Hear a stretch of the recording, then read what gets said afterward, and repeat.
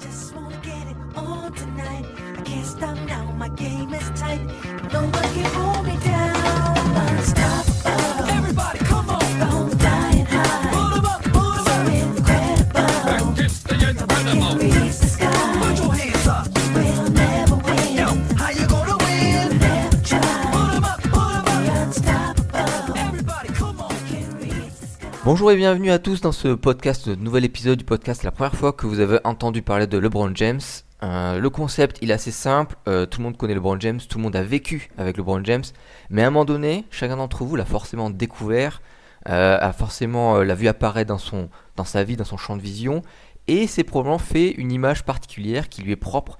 Chaque individu a sa propre image, et du coup ça m'intéresse beaucoup cette histoire-là, surtout depuis que c'est un peu dans la continuité du livre que j'ai fait sur LeBron James, où on revenait sur la manière dont il apparaît dans le paysage NBA. J'avais un peu envie de continuer, c'est parce que c'était amusant, un peu différemment, avec cette idée de, chacun a découvert le joueur de sa propre manière, et pour chacun c'est une histoire différente et intéressante. Et du coup j'invite quelqu'un pour en parler, pour donner sa propre version des faits. On a fait plusieurs déjà. Et là aujourd'hui on va faire un nouvel épisode avec un nouvel invité, quelqu'un que si vous vous êtes sur l'NBA depuis quelques années, vous l'avez certainement lu ou peut-être entendu de sa voix grave et chaude. C'est Vince G, fondateur même du compte Twitter SA Spurs FR, qui a été le gros compte Twitter des Spurs à l'époque de la grande vague Twitter, de la première vague Twitter des comptes Twitter FR. Donc c'est Vince G. Vince, comment tu vas? Salut Nico, ça va? Ça va très bien, merci pour l'invitation. Merci à toi d'être venu. Je sais que tu as été un très régulier intervenant à l'époque de l'écho des parquets, où dès qu'on parlait des Spurs, on n'hésitait pas à t'inviter et c'était toujours super intéressant. Là, tu as dû déléguer ton compte, tu as dû donner ton compte à d'autres, mais on rappelle que tu as vraiment fait partie de la toute première vague de compte Twitter FR, et en plus c'était déjà les Spurs de Tony Parker, Ginobili, évidemment Tim Duncan. Donc tu as été un peu dans les pionniers, on est bien d'accord. Ouais, c'est un peu ça. Alors, je me rappelle plus exactement quand j'ai lancé le compte, mais c'est le compte qui aujourd'hui est devenu le compte de l'assaut des fans français des Spurs, que j'avais du coup donné au fondateur de l'association quand j'avais décidé d'arrêter parce que le temps ne me le permettait plus. Et donc là, le compte, il doit avoir une grosse dizaine d'années maintenant, vu qu'on est en 2025. Ouais, donc je sais pas si tu te rends compte, mais t'es un petit monument du basket français internet. Et du coup, je suis très content de t'avoir. Je suis très content de t'entendre dans ce podcast-là parce que tu vas le simple fait que ton joueur préféré est David Robinson me fait dire que ça va être super intéressant de parler de l'apparition de LeBron James. Ah, je dirais que mon joueur préféré, ça reste Tim Duncan quand même. Mais David Robinson a été à l'origine de ma première vision de la NBA. Donc et puis de toute façon, il a une petite place particulière pour tous les fans des Spurs parce que c'est lui qui reste à l'origine de la dynastie, on va le dire carrément. Mm. Même si les premiers titres sont arrivés après, bien après son arrivée, c'est quand même lui qui a lancé un peu le truc. Oui, il était comment dire, le moteur de cette franchise des Spurs pendant beaucoup d'années, qui était une grosse équipe de la NBA pendant plusieurs années. Et après Tim Duncan, où il y a eu enfin les titres, mais c'était déjà un gros joueur. Et Robinson est probablement dans le top 15, top 20 de l'histoire de la NBA. Et justement, avant d'aller un peu sur notre sujet, rapidement, oui, tu es fan des Spurs, donc les Spurs, ça commence avec David Robinson, drafté numéro 1. Après, ils C'est ça. arrivent à avoir drafté Tim Duncan, numéro 1 aussi. Et l'autre fois, ils ont le numéro 1 de draft, c'est Wembanyama. Ça va cool la vie de fan de Spurs, non? Oui, oui, ça c'est sûr qu'on va pas se plaindre. Parce que en NBA, il y a avoir le premier choix de la draft et avoir le premier choix de la draft l'année où un joueur générationnel se Mm, présente. mm. Donc, pour faire le comparatif, là, ces 2 dernières années, euh, Zachary Rizaché qui a été numéro 1 de la draft cette année, c'était alors un choix par défaut, c'est peut-être très péjoratif de dire ça, mais il n'y avait pas de clair numéro 1 et a priori il n'y aura aucun joueur générationnel dans cette draft-là. Donc c'est sûr que c'était mieux de l'être un an plus tôt. Bon, c'est un mélange alors, j'allais dire de vision un peu, parce que effectivement, tu sais que le joueur générationnel se présente, donc peut-être que tu fais pas tous les efforts pour gagner les matchs l'année précédente, mais c'est surtout de la chance, Bah ouais. parce que alors autant la loterie de David Robinson ne me parle pas du tout, la loterie de la draft pour Tim Duncan, c'était pas du tout les Spurs qui avaient le plus de chances d'avoir le premier choix, c'était Boston à l'époque. Qui sortait de quelques années de galère également, qui avait fait venir un coach spécialement pour drafter et coacher Tim Duncan. Ouais. C'était Rick Pitino qui sortait de NCAA. Et pour Victor Wembanyama, c'est un peu la même histoire. Les Spurs étaient dans les équipes qui avaient perdu le plus de matchs et les plus faibles de la saison d'avant. Mais ils n'étaient pas parmi les... Ils ne devaient pas être numéro 1 de la draft si les probabilités avaient fonctionné correctement. Ouais, mais du coup, faut profiter, hein, les fans des Spurs, profiter. Euh, Manifestement, le sort vous aime bien. Oui, clairement. Bah justement, Vince, on va un peu parler de toi et je pense qu'on va beaucoup parler de ton rapport avec les Spurs parce que je veux savoir un peu, avant de parler de LeBron James, comment tu le découvres, pour un peu situer chronologiquement la chose. Je voudrais déjà savoir comment toi, tu découvres alors, le basket de manière générale, mais plus précisément la NBA. Je te laisse voir comment tu attaques ça, si tu veux, comment ça mérite d'être évoqué. Mais du coup, toi, comment tu débarques, je pense que le jeune Vince commence à s'intéresser à tout ça globalement déjà. Bah écoute, moi c'est très simple. Je suis issu d'une famille de basketteurs. Mon père a créé un club dans mon village, il était président de club, ma mère était dirigeante, entraîneur, mon père entraînait également, donc dès mes 3 ans, je passais mes week-ends au gymnase. Donc le basket a toujours fait partie de moi, et donc forcément quand tu t'intéresses au basket, même dans les années 90, la NBA arrive assez vite grâce à Canal+, qui a démocratisé un peu le truc, les magazines, Mondial Basket, 5 majeurs, Maxi Basket, etc., etc. Et moi, mon premier rapport à la NBA, il arrive au début des années 90. Mon premier réel souvenir, moi, c'est la finale 93 entre les Bulls et Phoenix. Alors à cette époque, il n'était pas question de voir les matchs. J'avais pas Canal à la maison, par exemple. Ouais. Mais voilà, tu lis les magazines, tu lis l'équipe qui parlait déjà un peu de NBA. Et c'est comme ça que les informations arrivent. Alors c'est vrai que 30 ans plus tard, ça fait un peu sourire parce qu'aujourd'hui, on a tellement l'accès facile à l'info, au match. Alors qu'à l'époque, on avait les résultats 2 jours après dans l'équipe, vu que les matchs étaient la nuit. Et puis on se contentait de ça et ça nous paraissait déjà exceptionnel. Ouais. Mais voilà.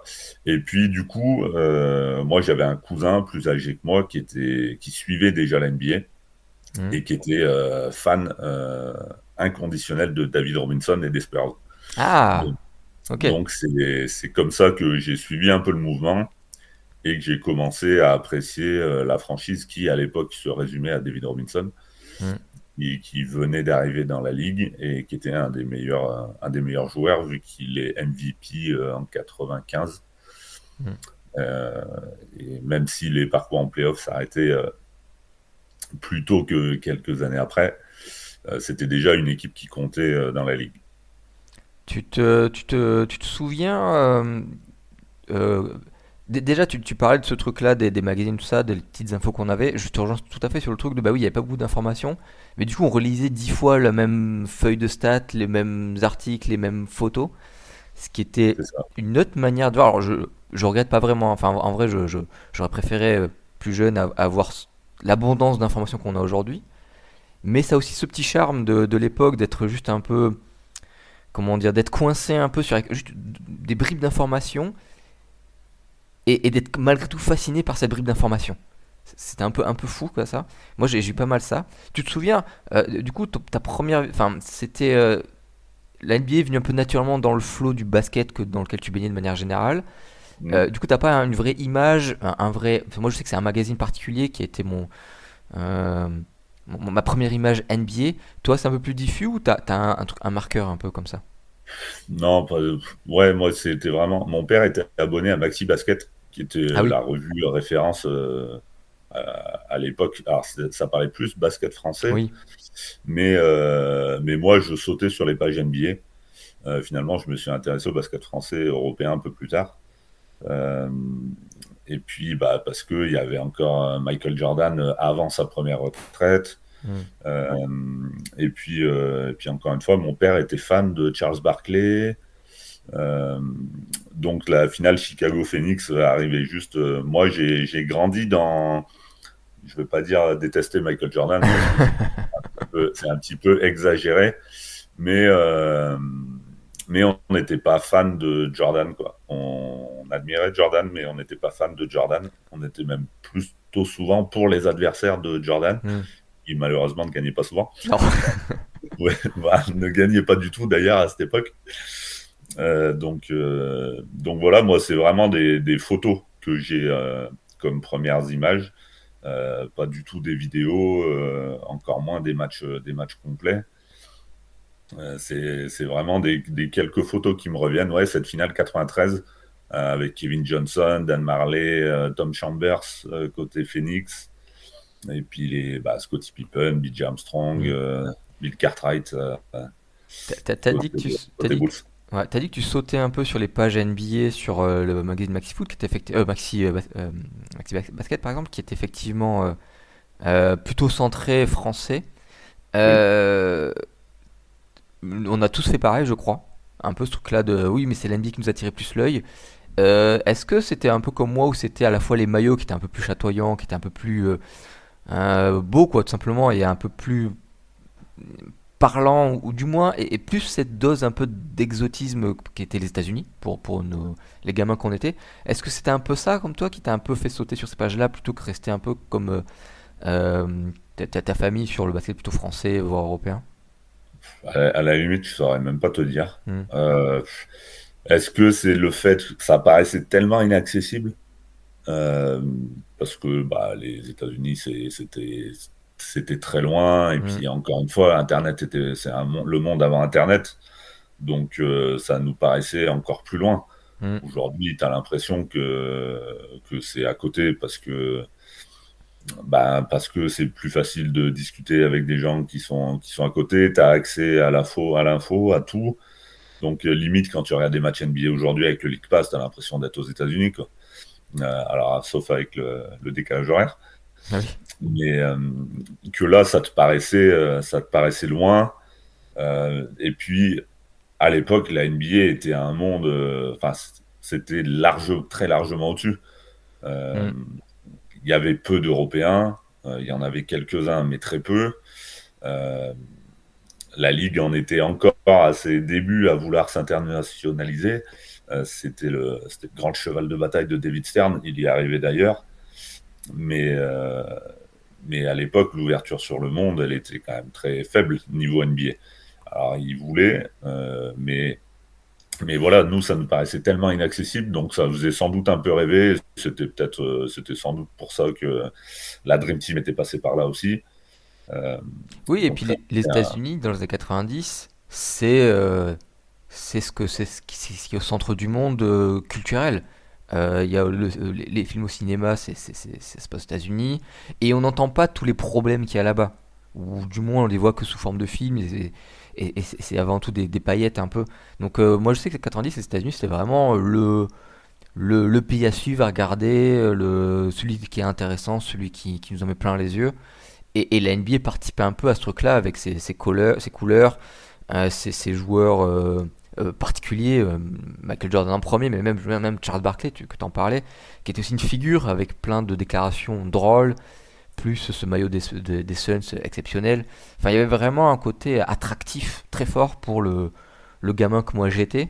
Donc même si tu t'en souviens pas, je serais pas, je pense que la plupart des gamins de cette époque-là ont un peu ce truc-là de mais la NBA, c'est waouh, quoi.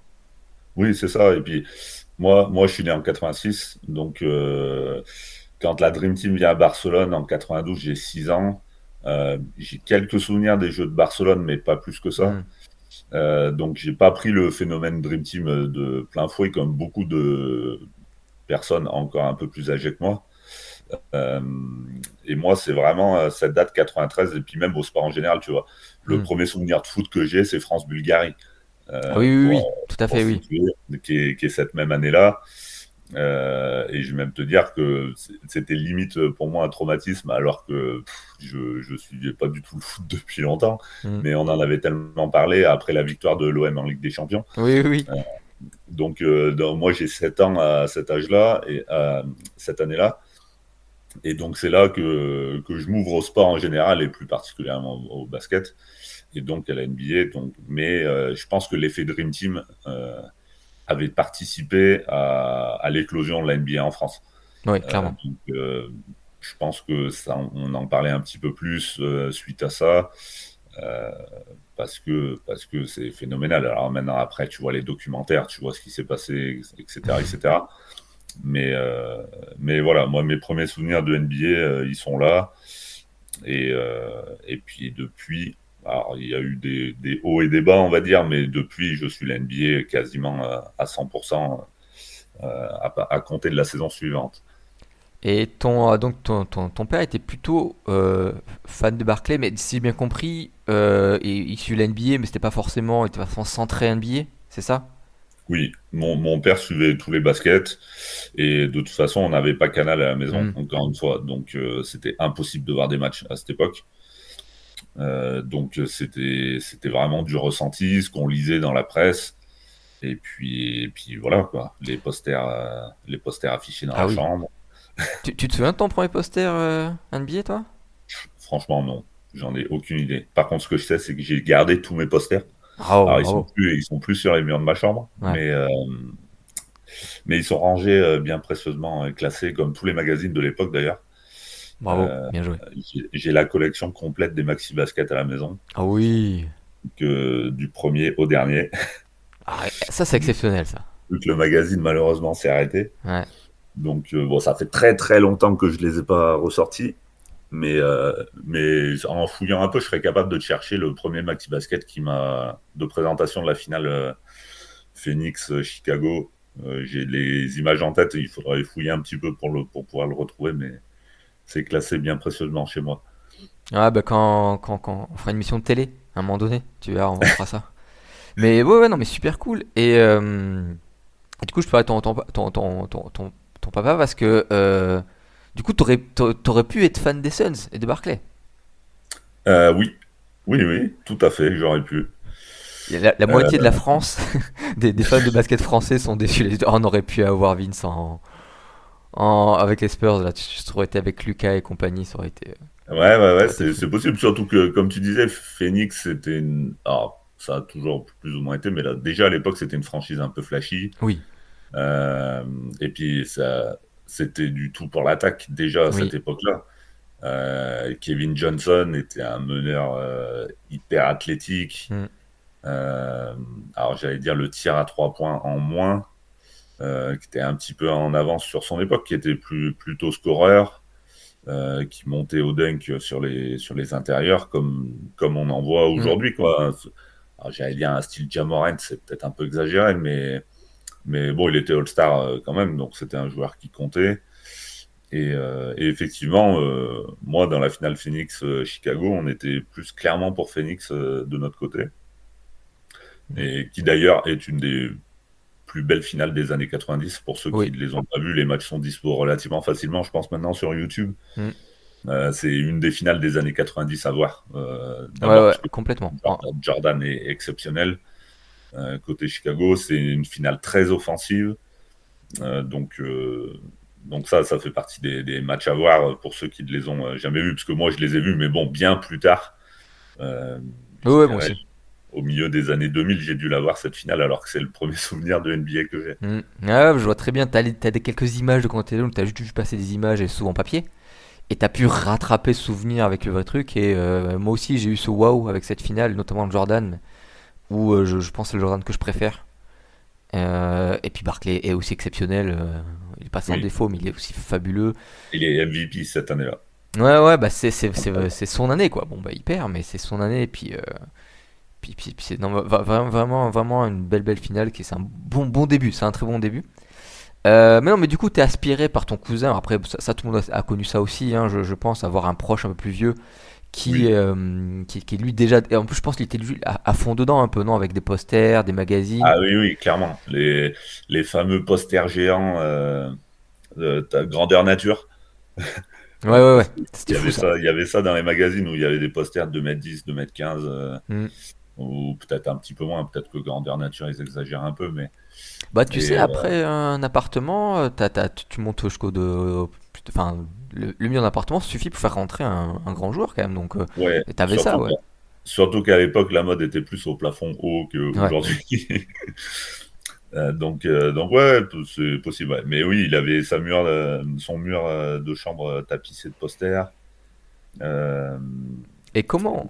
et puis les premières VHS aussi. Ah oui. Et, Ah, il y avait pas NBA en folie ou des machins un peu comme ça, là, tu sais, les vidéos VHS où c'était ouais, plus puis il y drôle avait que... la fameuse de Michael Jordan, c'est comme Fly With Me, je crois, un truc comme Ouais, ça. j'ai pu, mais c'est, il y avait toutes ces vidéos un peu mythiques. Les VHS NBA Superstar, Hmm. moi, dont je me souviens.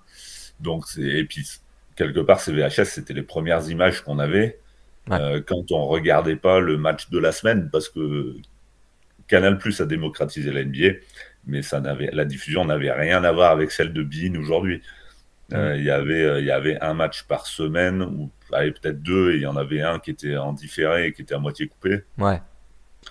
Euh, ouais, il y avait peut-être un match en direct dans la semaine, je sais même pas au final, parce que moi je regardais pas sur Canal+ au début. Donc, mais la diffusion était quand même était très très chaotique. Rien à voir avec aujourd'hui, où même si on n'a pas le League Pass, on a beIN Sport, on a un Hmm. match par soir, voire même deux, je sais même pas.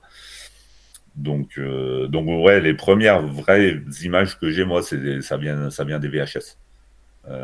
Ils te les avaient prêtés, que tu les as tournés en boucle chez toi, ou t'as pas eu ce truc-là de Non, regarder? elles étaient à mon cousin, donc on devait les regarder chez lui, je pense. Hmm.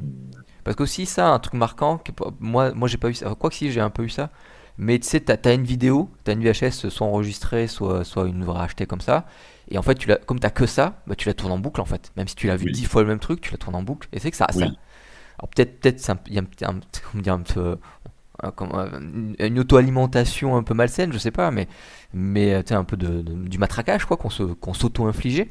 Mais oui, ça participait aussi au truc de je veux être dans ce monde-là, quitte à revoir le même truc, quoi.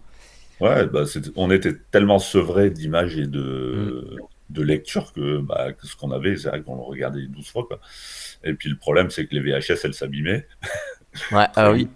Donc après, elles restaient dans le magnétoscope. T'as l'impression qu'on est de la préhistoire quand on raconte ça. Mm. Mais oui, la VHS se déroulait dans le magnétoscope, puis on fallait changer de magnétoscope, quoi. Ouais, c'est une autre époque. Ouais. Et est-ce que tu as eu ça, le fait, parce que tu vois, du coup, là, on parle, même des highlights que tu as dans ces vidéos-là, t'as presque les meilleurs trucs, ou les trucs les plus Hmm. fun, et que du coup, quand tu tombes. Alors, moi j'ai revu, enfin, que longtemps après un vrai match, en entier, NBA, hein, je parle, Ouais, où t'as un peu la déception de ah, mais entre les highlights, il y a quand même des trucs un peu nuls, quoi. En plus, moi, c'était vraiment les années fin 90-2000, euh, où le jeu était pas terrible, c'était vraiment beaucoup de 1 contre 1, pas très amusant. Moi, j'ai vu beaucoup de matchs de France et d'Euroleague où le ballon tournait beaucoup. hmm, Et là, je vois, alors c'était un mauvais match, hein, c'était le Minnesota de l'époque, quand Garnett galérait à entourer de pas très bons joueurs, contre les Kings, je crois, mais avant les Kings de Divac et Chris Webber. Et je vois les mecs tirer en première intention au bout de 5 secondes de possession, quoi. Je fais, ah ouais, c'est pas très cool entre les deux. T'as eu un peu ça ou pas, toi? pas spécialement. Après, moi, au final, je baignais dans le basket quand même. Oui. Donc, même si on voyait que des highlights au début, je savais quand même à quoi ressemblait un match de basket. Ouais. Donc j'ai pas vraiment eu cette surprise, euh, même si moi, tu vois là, le premier match que je me souviens avoir vu en entier, c'est le All-Star Game de 96. Hmm. Avec Euh, à San Antonio en plus, non? à San Antonio, ouais. Alors, Eh, y a pas de. À un moment donné, c'est plus des coïncidences à un il n'y a, moment y a- donné, hein. y a- y a pas de hasard. Alors après, peut-être que avant, j'avais vu des bouts de match Hmm. ou peut-être mettre un match entier, mais qui du coup m'a pas marqué. Ouais. Que le All-Star Game 96, je m'en souviens parfaitement parce que lui, pour le coup, j'ai dû le voir 1 million de fois. Bah ouais. D'ailleurs, j'ai encore la VHS. Je suis pas sûr qu'elle marche, mais, Ah, je sais pas si ça se récupère, bon, mais ouais, mais ouais. j'ai encore la VHS, donc commentée par Georges Eddy et c'était Grégoire Margoton, Hmm. en plus d'Éric Bénard sur Canal. Et ce match-là, c'est Grégoire Margoton qui le commente. Et, et oui, oui, ce souvenir-là où donc David Robinson joue à la maison, il y a Sean Elliott aussi dans l'équipe de la Ah oui. conférence Ouest. Et le match a rien à voir avec les All-Star Games d'aujourd'hui. Même si je ne suis pas du genre à taper sur les joueurs d'aujourd'hui qui ne jouent pas les All-Star Games sérieusement. Euh, J'avoue que le débat ne m'intéresse qu'à moitié. Mais le All-Star Game de l'époque était effectivement un match quand même un peu plus serré, même si, encore une fois, on ne va pas enjoliver. Ouais. Les premières mi-temps, souvent, c'était joué sur un rythme un peu tranquille. Le troisième quart-temps aussi, puis quand le match était un peu serré à la fin, ça devenait un peu plus intense. Mais quand il y avait un peu d'écart. Et c'était un All-Star Game assez important parce que donc il était à San Antonio. C'était le retour de Michael Jordan, vu qu'il était Oui. revenu de sa première retraite au mois de mars précédent, Hmm. en 95. Donc c'était le retour de Michael Jordan au All-Star Game. Il a été MVP d'ailleurs du match. Et c'était Il au aurait milieu pas de la dû, hein. saison. Tu, tu, C'était au tu, milieu. tu te souviens de cette histoire où en fait tout le monde dit c'est Shaquille O'Neal qui doit l'avoir et même Oui, Jordan lui tend le trophée en disant bah tu le mérites en fait bon O'Neal dit bah non garde-le mais il y a vraiment ce côté ouais on l'a dit à Jordan parce que, bon il fait un triple double je crois hein, donc c'est quand même mais pas rien. non, c'est l'année d'après qu'il fait le Ah triple-double en 97. Mais je m'en souviens très bien parce qu'en fait, le problème il est simple, c'est que Jordan est excellent pendant 3 quarts-temps et Phil Jackson le laisse sur le banc tout le dernier quart-temps et oui pour le en, reposer. en disant qu'il faut le reposer. Et Shaq est exceptionnel les 5 dernières minutes, où notamment il met ce poster mémorable sur David Oui. Robinson Oui qui chez lui. tourne encore en boucle parfois et le public le siffle parce qu'il y avait Ah déjà cette petite rivalité à l'époque où Shaq avait déclaré que Robinson était son idole d'enfance, qu'un jour il lui avait refusé un autographe, donc que depuis à chaque fois qu'il jouait contre Robinson il était surmotivé. Bon, Shaq avait avoué plus tard que cette histoire avait été totalement inventée. on n'est pas étonné. Voilà. Et donc il y a ce dunk et Shaq ouais, sur les 5-6 dernières minutes est très très fort. Et le problème, je pense à l'époque, les votants donnaient leur bulletin assez rapidement, Ah oui oui avant la fin du match. bien avant la fin du match. Hmm. Et je pense que ça a joué en défaveur de Shaq, en plus du fait que il fallait quand même célébrer un peu Jordan, quoi. Il y a ça, et puis il y avait aussi O'Neal était vraiment cette période-là où, quand même, sur le terrain, c'était peut-être le meilleur joueur de la NBA avec Jordan. Mais un peu mal vu par la presse pour Oui, un peu d'autres trucs sur son attitude.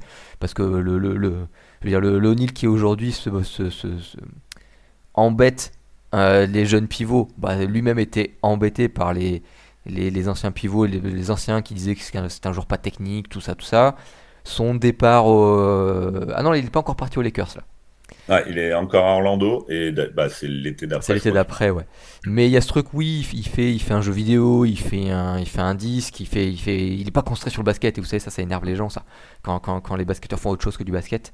Et du coup, et O'Neal n'est pas non plus celui qui réagit le mieux à ce genre de choses-là. Donc il y avait un peu des bagarres un peu, et je sais qu'il y avait un journaliste qui disait, mais si vous devez choisir entre donner quelque chose à Jordan et donner quelque chose à O'Neal, sachant que Jordan, quand tu lui parles en interview, il répond, même quand on lui pose une question stupide, alors que c'est pas le cas de O'Neal qui vous dit que vous êtes stupide. Je me souviens de ça, même si en vrai, c'est probablement pas vrai, notamment si tu lis. Je sais pas si t'as lu les Jordan Rules de Sam Smith, mais Oui, aussi le deuxième Resurrection là, qui est sorti il y a pas très longtemps et qui est traduit par Lucas, qui est tout aussi dans la ouais, même veine et excellent. D'ailleurs, ceux qui aiment pas trop Jordan, faut qu'ils lisent. Là, il y a de la régalade, mais pareil, Jordan, c'était pas non plus le pod de la presse, loin loin de là. Donc il y avait aussi un peu, comme tu disais, Après le moment où Jordan est revenu, bah les journalistes pouvaient pas s'empêcher d'être un peu sympa avec lui, quoi. Donc je pense que ça joue aussi pas mal. Tout en temps. Ouais, c'est ça. Mais comme tu dis, chaque à l'époque était encore le vilain petit garçon de la NBA. Ouais. D'ailleurs, ses premiers All-Star Games, il y avait eu une espèce de boycott où les joueurs de sa propre équipe ne lui passaient pas la balle. Et quand il avait la balle, il avait prise à 2 ou 3 sur lui Hmm. pour que les... L'objectif, c'était tout simplement de l'empêcher de briller. Et effectivement, Jordan avait connu ça plus jeune, mais là, à cette époque, c'était Saint Jordan est de retour sur le terrain en 96. Hmm. Donc là, maintenant, il avait mis tout le monde d'accord. Bon, en plus, c'était au milieu de la saison des Bulls où ils font Et ouais. 72 victoires. Donc c'est pour ça que cette saison 96 est historique sur beaucoup de points. Hmm. Et ouais, moi, c'est vraiment ce premier match, le premier match que je vois en entier, que je vois, dont je me souviens, c'est vraiment celui-là, le All-Star Game de 96. Ouais. Et à ce moment-là, t'as un œil, tu te souviens si t'as un œil précis sur David Robinson ou pas spécialement? Oui, oui, oui, bien sûr. T'étais déjà dans la vibe de ton cousin. Ouais, ouais. Alors, j'étais pas fan hardcore, mais il y avait Un une espèce de attachement. sympathie, une espèce de sympathie pour les Spurs, qui déjà à l'époque était la franchise très lisse, incarnée par David Robinson, qui était le joueur le plus lisse possible en dehors des terrains. Ouais.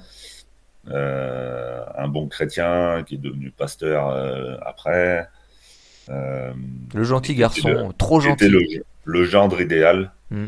de la NBA.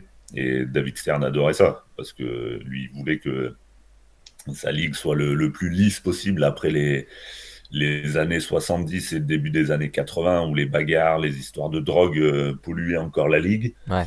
Et lui, il voulait assainir ça au maximum. Donc un joueur comme Robinson, c'était du pain béni. Il n'y avait aucune histoire sur lui. Il avait fait son armée avant d'arriver en NBA. Hmm. Donc c'était un personnage important. Il avait fait partie de la Dream Team aussi. Donc c'était un personnage important de la ligue. Et donc il y avait cette envie de le voir être performant sur ce All-Star Game à domicile. Bon, qui s'est pas très bien terminé du coup, vu qu'il y a ce poster de Shaq, mais aussi la défaite au bout. Et donc le fait qu'il n'était pas dans la course pour le MVP, même s'il avait fait un bon match de mémoire, je crois. Puis joueur spectaculaire aussi, hein. Très athlétique, il faisait des gros drives sur des autres intérieurs, d'autres intérieurs adverses, assez agréable à voir jouer globalement, et gros défenseur. Enfin, effectivement, il y avait tout ça qui était bien. Et du coup, tu sais toi pourquoi ton cousin, c'est lui qui vers lui qui s'attache particulièrement, parce que finalement, les San Antonio, c'est pas New York, c'est pas Chicago, c'est pas Los Angeles. Dan Thompson, c'est un joueur lisse, donc pour un jeune ado, plus encore français, j'ai envie de dire. Euh, c'est peut-être presque un peu attiré par des choses un peu plus américaines, quoi, un peu plus populaires. Là, c'est pas trop le cas. Donc, t'as une idée un peu de comment il en arrive là, ton cousin? Non, franchement, je sais pas. Après, en fait, l'arrivée de Robinson en NBA doit coïncider avec le moment où il a commencé à suivre, je pense. Parce que Robinson est drafté en 87 Hmm. avec le premier choix, mais ne joue pas en NBA avant 89 parce qu'il a ses 2 années de service militaire au sortir de la Navy. Donc il arrive en NBA, il a 24 ans déjà, encore une fois, une chose qui n'a rien à voir avec Oui, nous aujourd'hui. Donc il est surdominant dès la première année, je crois qu'il tourne à 24 points, 12 rebonds dès sa première saison. Mais voilà, c'était déjà un adulte, alors déjà mature physiquement, parce que c'était un ovni ouais, athlétique, ouais, ouais. un joueur de 2,16 m qui courait comme un lapin. Anthony Il- Davis en plus costaud, je pense. Bah c'est ouais, Anthony Davis en plus grand et plus costaud, Hmm. qui allait très vite de cercle à cercle, qui était capable de dribbler, qui tirait un peu extérieur. Il aurait joué dans la NBA d'aujourd'hui, il serait devenu un shooter à 3 points, je pense, parce qu'il avait un tir au poste Hmm. haut qui était très fiable. Mais bon, à l'époque, les pivots ne tiraient pas du tout à 3 points, ou Non, quasiment c'était pas. blasphème. C'est arrivé plus tard. Euh, mais donc voilà, il est arrivé en 89, il a donc commencé à exploser tout de suite. Donc je pense que mon cousin, qui est plus âgé que moi, a dû commencer à suivre la NBA à peu près à cette époque-là, et donc du coup a dû flasher sur ce mec qu'on devait voir pas mal sur les highlights, avec des Ouais. contres et des dunks spectaculaires. Donc je pense que ça s'est fait comme ça tout bêtement. Parce que c'est vrai que San Antonio, c'est pas la ville la plus connue des États-Unis. Et à l'époque, on a tellement peu d'infos que c'était plus facile de devenir fan de Boston Mm. ou Los Angeles. Ou les Hornets. Les Les Hornets, Hornets, c'est venu un petit peu plus tard. un peu plus tard, ouais, c'est vrai. La folie Hornets, ouais. C'est ça. Surtout à cause du maillot et du logo, un peu à cause du marketing autour de Larry Johnson. Le logo, Alonzo Mourning, Larry Johnson et Mhm. Muggsy Ouais, Bogues. Muggsy Bogues, effectivement, ça Et jouait et beaucoup. ça suffit. Ouais, ouais. Mais on n'a jamais réussi à reproduire cet effet-là, j'ai l'impression. Non. Et à partir de quand tu plonges vraiment dans les Spurs? Tu deviens quelqu'un qui regarde, qui suit à fond, surtout cette équipe-là. Tu situes un peu ou ça se fait un peu graduellement? Moi, c'est la draft de Tim Duncan. Ah, Parce d'accord, que, ouais, donc t'as eu ouais, quand même 3-4 ans de vivotage, on va dire, sur la NBA oui, oui, oui. jusqu'à. Ouais, peut-être même un peu plus d'ailleurs, parce que je dirais fan hardcore, ça date plutôt du début des années 2000. Ok. Même si j'ai eu ma période Vince Carter à Toronto, comme tout le monde, Comme tout le monde, oui. quand il est arrivé. Mais ouais, c'est la draft de Tim Duncan parce que, euh, bon, à l'époque, j'étais encore jeune. Et quand il arrive, évidemment, tout le monde parlait de Tim Duncan. Hmm, Euh, et la première, sa saison rookie est exceptionnelle. ouais. Et j'arrivais pas à comprendre comment un mec faisait les mêmes stats en NCAA qu'en NBA. Oui. C'est-à-dire qu'en NCAA, il était dominant, mais c'était pas non plus du 35 points tous les soirs. C'était déjà du Tim Duncan, donc c'était pas ultra flashy. Bon, même si c'était sa version plus athlétique. C'était pas, il était régulier, c'était du 25, 12, 4 tous les soirs, quoi. Ouais, Et, c'est ça. et il arrivait en NBA, bah, c'était les mêmes stats. Et il jouait de la même façon, et je trouvais ça fascinant. Et moi, j'ai toujours été plus fan des joueurs dits classiques que des Hmm. mecs un peu tape à l'œil. Donc ça m'a parlé tout de suite, et c'est comme ça que ça a renforcé un peu le. Après, ils sont champions en 99. À la Ouais, validation, quoi. voilà, c'est plus de là que c'est parti finalement, même si David Robinson est à l'origine. Hmm. C'est plus l'arrivée de Tim Duncan. Et puis après, pour la France, il y a Tony Parker qui est arrivé quand même assez rapidement. Et Manu Ginobili. Moi, j'étais grand fan de Manu Ginobili à Bologne, Ouais, ouais. vers Bologne. Donc quand il est arrivé aux Spurs après, en gros, tous les mecs que j'aimais bien arrivaient aux Spurs. Donc bah voilà, Hmm. c'était une obligation, quoi. Nesterovic, lui aussi, Kinder Bologne, San Antonio, si ça t'a. Ouais, ouais, ouais. Bon, Un peu moins. j'irai pas jusqu'à dire que je suis fan de Nesterovic, Oh non. Mais c'était cool. mais bon, c'était un bon joueur. Ouais. Mais effectivement, il était à Bologne avec Ginobili, ouais. Hmm. Et Antoine Rigaudot. Ah, ma grande déception, donc, qu'on n'ait jamais vu le vrai Antoine Rigaudot Eh oui. en NBA. Mais ça c'est notre histoire. Ouais, donc là, t'es fond NBA, fond Spurs, à partir de ce moment-là de Tim Duncan, on va dire. Qui, oui, en plus, je te rejoins complètement sur le côté un peu fou truc, parce que même je veux dire, avant, il y a des gros joueurs draftés, genre les Allen Mm. Iverson, les Ray Allen, les trucs comme ça, et si tu remontes un peu avant. Enfin, par exemple, Allen Iverson s'impose tout de suite comme un gros joueur NBA, mais euh, avec de la stat, quoi. Pas avec des victoires, pas avec du fond, j'ai envie de dire, en étant un peu dur. Enfin, ça semble un peu être dans le vide, entre guillemets. C'était encore compliqué parce que les Sixers ne gagnaient pas. Et tu prends les drafts d'avant, ça faisait ça aussi. Même, faut remonter jusqu'à du Shaquille O'Neal pour avoir un vrai truc. Et du coup, pour nous, on a assisté effectivement à ce truc-là de le rookie qui est tout de suite une star, quoi. Et ce qu'on n'avait pas trouvé avant, une star, mais vraiment fonctionnelle, quoi. Et ouais, je te rejoins sur ce côté. Chaque mois, il était un joueur de rookie du mois, Oui. avec une Sauf, évidence absolue. sauf une fois. Je crois, alors, il faudrait rechercher parce que mes souvenirs sont lointains, mais il me semble qu'il est rookie du mois tous les mois, sauf une fois où il le donne à Keith Van Horn, qui avait été deuxième ou troisième choix, je sais plus. Deuxième. Il me semble qu'il est deuxième, ouais. Euh, à l'époque au New Jersey Nets. Ouais. Et il avait fait une très bonne saison rookie. Il devait mettre du 17-18 points par match. Ah ouais. C'était un bon joueur, quoi. Bon, et c'était le numéro 2 des Tim Duncan. Et puis, bon, quand le comparaison en termes de carrière aujourd'hui lui fait très mal, mais sur la saison rookie, il avait été plutôt bon.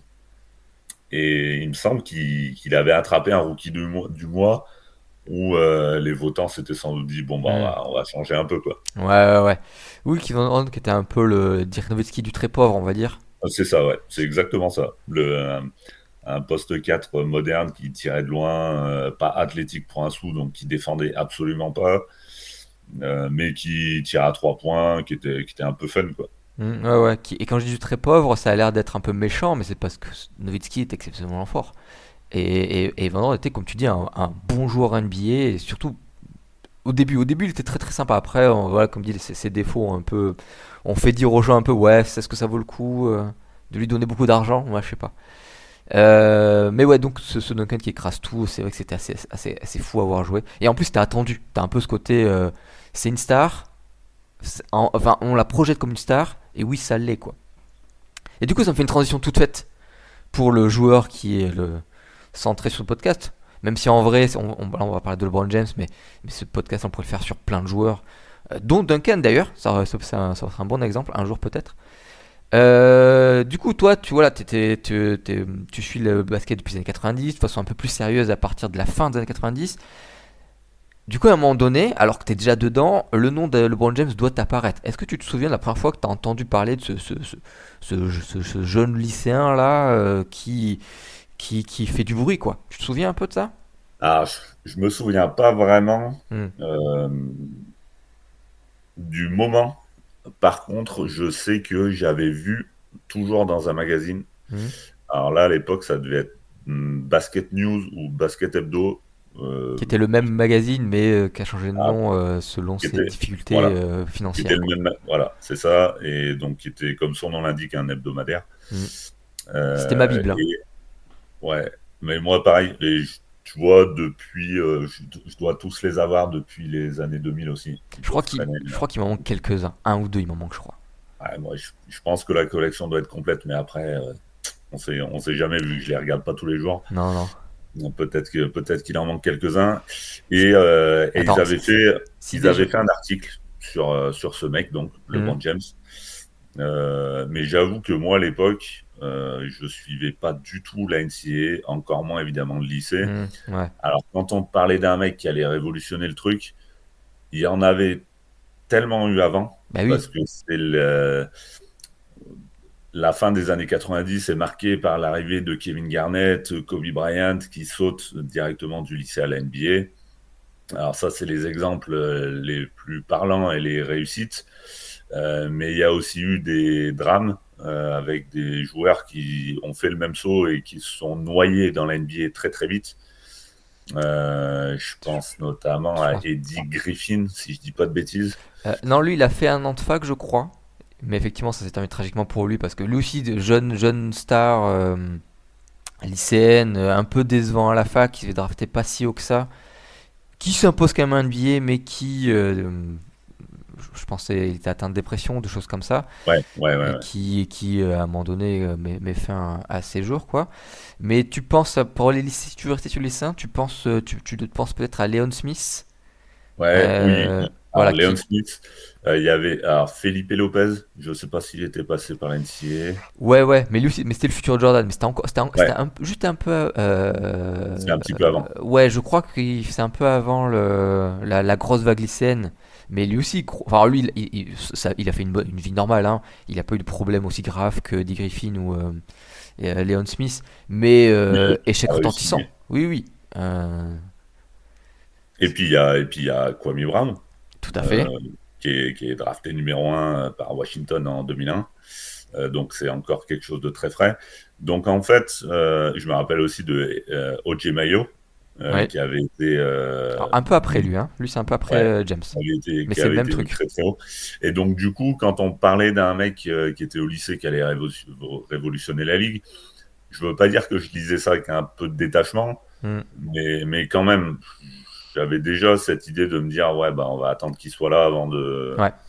avant de se rendre compte. Et puis au final, encore une fois, Internet est évidemment là, mais rien à voir avec aujourd'hui. Pour suivre un phénomène comme ça qui, certes, était exposé comme jamais aux États-Unis, avec des matchs sur ESPN, des matchs de lycée Hmm. sur ESPN, ça n'existe pas. Et aux États-Unis, ils faisaient ça, mais nous, ça nous arrivait pas aussi facilement. Ouais. Donc, moi, je me souviens avoir lu ça en me disant, bah, on verra quand il arrivera en NBA, quoi. Bah, moi, j'étais comme toi et je me souviens très bien de. Alors, moi j'ai fait mon passage, ce que tu fais là, je l'avais fait lors du mon premier épisode avec Guillaume, j'avais du coup un peu raconté ça. Un peu avant, j'avais vu son nom un peu dans, pareil, Basket News, Basket Hebdo, un petit encart juste qui disait ah, attention, lui, on parle beaucoup de lui, machin, machin. Et je pense que l'article que tu parles de Basket News ou Basket Hebdo, c'était une double page. Je crois même que c'était Pascal Gibernet qui l'avait écrit. Et je pense que ça fait suite au match du SPN, de SPN justement. Où c'est là où il y a effectivement le gros truc. Et moi je suis un peu comme toi, je suis un peu ok, peut-être cool, mais j'attends de voir parce qu'il y a eu les échecs, tout ce que tu as dit, les Dick Curry, les Darius Miles aussi, les Jonathan Bender qui a été ma plus grosse. Ah bon, ah, c'est là où j'ai découvert que, ah oui, en fait, c'est pas parce que t'es estampillé fort que tu l'es, quoi. Et ouais, j'étais un peu comme toi et du coup, c'est un peu venu plus progressivement, quoi, le truc. Et à partir de quand tu t'es dit, non, mais en fait, oui, c'est bon, il est fort. Alors, j'ai un souvenir un peu plus précis après, qui est encore, on va encore faire référence aux Spurs, mais bon, c'est comme ça. Ouais, ouais. Euh, Pendant le run de playoff 2003, où les Spurs sont champions, en finale de conférence, ils jouent contre Dallas, et c'est le match 4, qui est un match un peu bascule. Les Spurs mènent 2-1 dans la série, Dirk Nowitzki est blessé, il s'est blessé sur le match 2, et donc on est à Dallas, et le quatrième match, les Spurs le gagnent après avoir été menés pendant longtemps, et ils mènent 3-1, et la série est quasiment terminée à ce moment-là. Et pendant la diffusion, donc moi je vois le match sur Canal+, alors pas en direct, donc j'avais sans doute dû récupérer le match après sur DVD ou VHS encore, peut-être. Et pendant le match, il y a une interview de LeBron James avec les mecs de TNT. Parce que le match est diffusé sur TNT aux États-Unis. Et donc, à la mi-temps, pendant le show de la mi-temps, il y a une interview de LeBron James. Et c'est là, finalement, que je visualise le mec Hmm. plus. Parce que j'ai vu cette interview au milieu du match des Spurs. Et je me dis, ah bah tiens, oui, c'est lui dont on parle qui va être numéro 1 de la draft, etc., etc. Je pense que la loterie est déjà faite à ce moment-là, vu qu'on est au mois de mai. Donc, on doit savoir qui va finir à Cleveland. Et, euh, et donc, on discute un peu de lui et on voit deux, trois highlights. Et c'est là que je me rends compte que le mec a l'air un peu athlétique, a l'air plutôt fort. Mais bon, on est encore avant la draft. Donc, j'ai pas vu de match complet. Je sais même pas quel type de joueur c'est. Tu vois, c'est juste deux, trois highlights. Et donc, je le vois parler et je me dis, bah tiens, il ressemble à ça. Et donc, faudra suivre ses débuts la saison prochaine. Ouais, tu le mets sur ta carte, quoi, en fait. Ouais, c'est ça. Mais du coup, là, tu t'avais à l'esprit toutes ces histoires d'élus, tout ça, tout ce foin un peu sur voilà, le nouveau Jordan, voire plus, parce que c'est l'élu. T'avais déjà un peu ça à l'esprit à ce moment-là? Alors, ça, oui, parce que de toute façon, dès qu'un mec un peu bon arrive à cette époque, c'est le nouveau Jordan. Oui. Euh, Parce que Jordan a pris donc sa deuxième retraite en 98. Il est revenu avec Washington. Mais dès que un joueur est un peu fort, euh, bah, c'est le nouveau Jordan, quoi. Il y a eu Penny Hardaway, il y a eu Kobe Bryant, il y a eu Allen Iverson, parce qu'on se fichait même du poste, hein. Dès qu'un mec était Ouais. un peu dominant, c'était le nouveau. Alors bon, mis à part les intérieurs, j'ai pas souvenir qu'on ait dit de Tim Duncan que c'était le nouveau Jordan. Non, c'est Mais ça. T'avais intérieur et autre. Enfin, ouais, intérieur, meneur et autre. Le meneur, c'était le nouveau Magic Johnson ou le nouveau Stockton ou le nouveau truc comme ça. Le pivot, c'était le nouveau Olajuwon, le nouveau truc comme ça. Et tout le reste, c'était le nouveau Jordan, quoi. Et LeBron James, est d'ailleurs, un excellent exemple de joueur qui a un profil qui a rien à voir avec Michael Jordan, mais qui était comparé ouais, comme c'est ça, tel. parce que c'était un joueur extérieur et que il était très athlétique, donc il y avait les highlights qui suivaient, donc c'était le nouveau Jordan. Euh, Nouveau Harold, et nouveau Harold Miner ou Dennis Hobson. oui, oui, bah, alors, Harold Miner, c'était même avec les concours de dunk, Ouais, mais oui, il y a vraiment déjà cette idée que bah, LeBron James, ça va être le nouveau Michael Jordan, mais on est tellement, déjà à cette époque, on est fatigué de ça, oui. c'est-à-dire que des nouveaux Jordan, on en a vu passer 15. Donc on dit, bah, c'est un de plus qui va sur la liste, quoi. Oui, t'es pas, là tu te dis pas, là c'est peut-être différent. Tu te dis, bon, c'est la hype habituelle face à un joueur qui a l'air d'être fort, mais qui est encore au début de sa carrière, quoi. Non, ouais, enfin, moi, jamais je me dis que le mec va révolutionner un peu le jeu. Déjà que 20 ans plus tard, il sera toujours là, être dans les meilleurs joueurs de la ligue, ce qui est surnaturel. Ouais. Mais à cette époque, moi, je suis très, bah, j'attends de voir, quoi. Donc, alors, peut-être qu'il sera fort, mais attendons de voir. Ouais, t'es un peu dans l'expectative, sans critiquer, mais sans être super positif non plus. T'es vraiment dans le côté observateur, quoi. C'est ça, ouais. Ce qui est très sain, d'ailleurs. Et du coup, tu te souviens un peu la première fois que tu l'as vu jouer en NBA, ou le premier moment donné où ton opinion commence à se créer sur le joueur qu'il est lui-même? Oui. Alors, bah, moi, c'est simple, c'est son premier match. Ah oui. Parce que, oui, oui, parce que la hype monte quand même beaucoup, Hmm. même dans les magazines français. Ouais. Et je me souviens de son premier match contre Sacramento. C'est ça, hein, Sacramento, Je sais plus, mais je peux regarder vite fait. il me semble. Alors, j'ai pas vu le match, donc, Ouais. mais je me souviens avoir vu le lendemain checker ses stats. Et Oui, c'est ça. T'avais la dès le, dé- curiosité. dès le début, c'est une ligne de stats à la LeBron James, c'est-à-dire qu'il y a 21 points, il doit y avoir 8 rebonds, 7 passes ou un truc comme ça. Et, euh, et donc, tu te dis, waouh, le mec est complet. Il a beaucoup d'attentes sur lui et dès le premier match, alors qu'il est quand même très jeune, Hmm. il montre qu'il est sérieux, quoi. Donc dès ce moment-là, je pense que je me suis dit attention, il y a peut-être joueur. Et bon, effectivement, il montrera qu'il y a joueur. Il y a joueur. Petit euphémisme est sympa. Premier match donc contre effectivement les Kings. Victoire des Kings. Bon après Cleveland, hein, ils n'avaient pas été numéro 1 de draft pour rien, hein. Ouais, ouais, Il met 25 points, un joli 12 sur 20, 9 assists et 6 rebonds, 4 interceptions, bon 2 pertes de balles, ce qui est pas si mal. Donc ouais, premier match assez bon, 42 minutes, hein. 43 même on peut dire. ouais, ouais. Mais oui, oui, disons qu'il a mis le tampon, quoi. Euh, Ouais, pour un mec qui sort du lycée, hmm, là, tu te dis son premier match NBA. Bon, je sais pas ce qu'il avait fait en pré-saison parce qu'à l'époque, la pré-saison, on la suivait pas. non. Euh, et dès le premier match, tu te dis le mec, il pose sa marque sur son équipe, sur la saison, même s'il y a des fêtes. Il met des stats et tu te dis waouh, il a quelques qualités, quoi. Hmm. Et puis très vite arrive le duel pour le titre de rookie de l'année avec Carmelo Anthony, Ouais, qui lui est dans une situation différente parce que à Denver, il a une équipe un peu plus forte et oui, ils vont aller en playoff même de mémoire. oui, oui.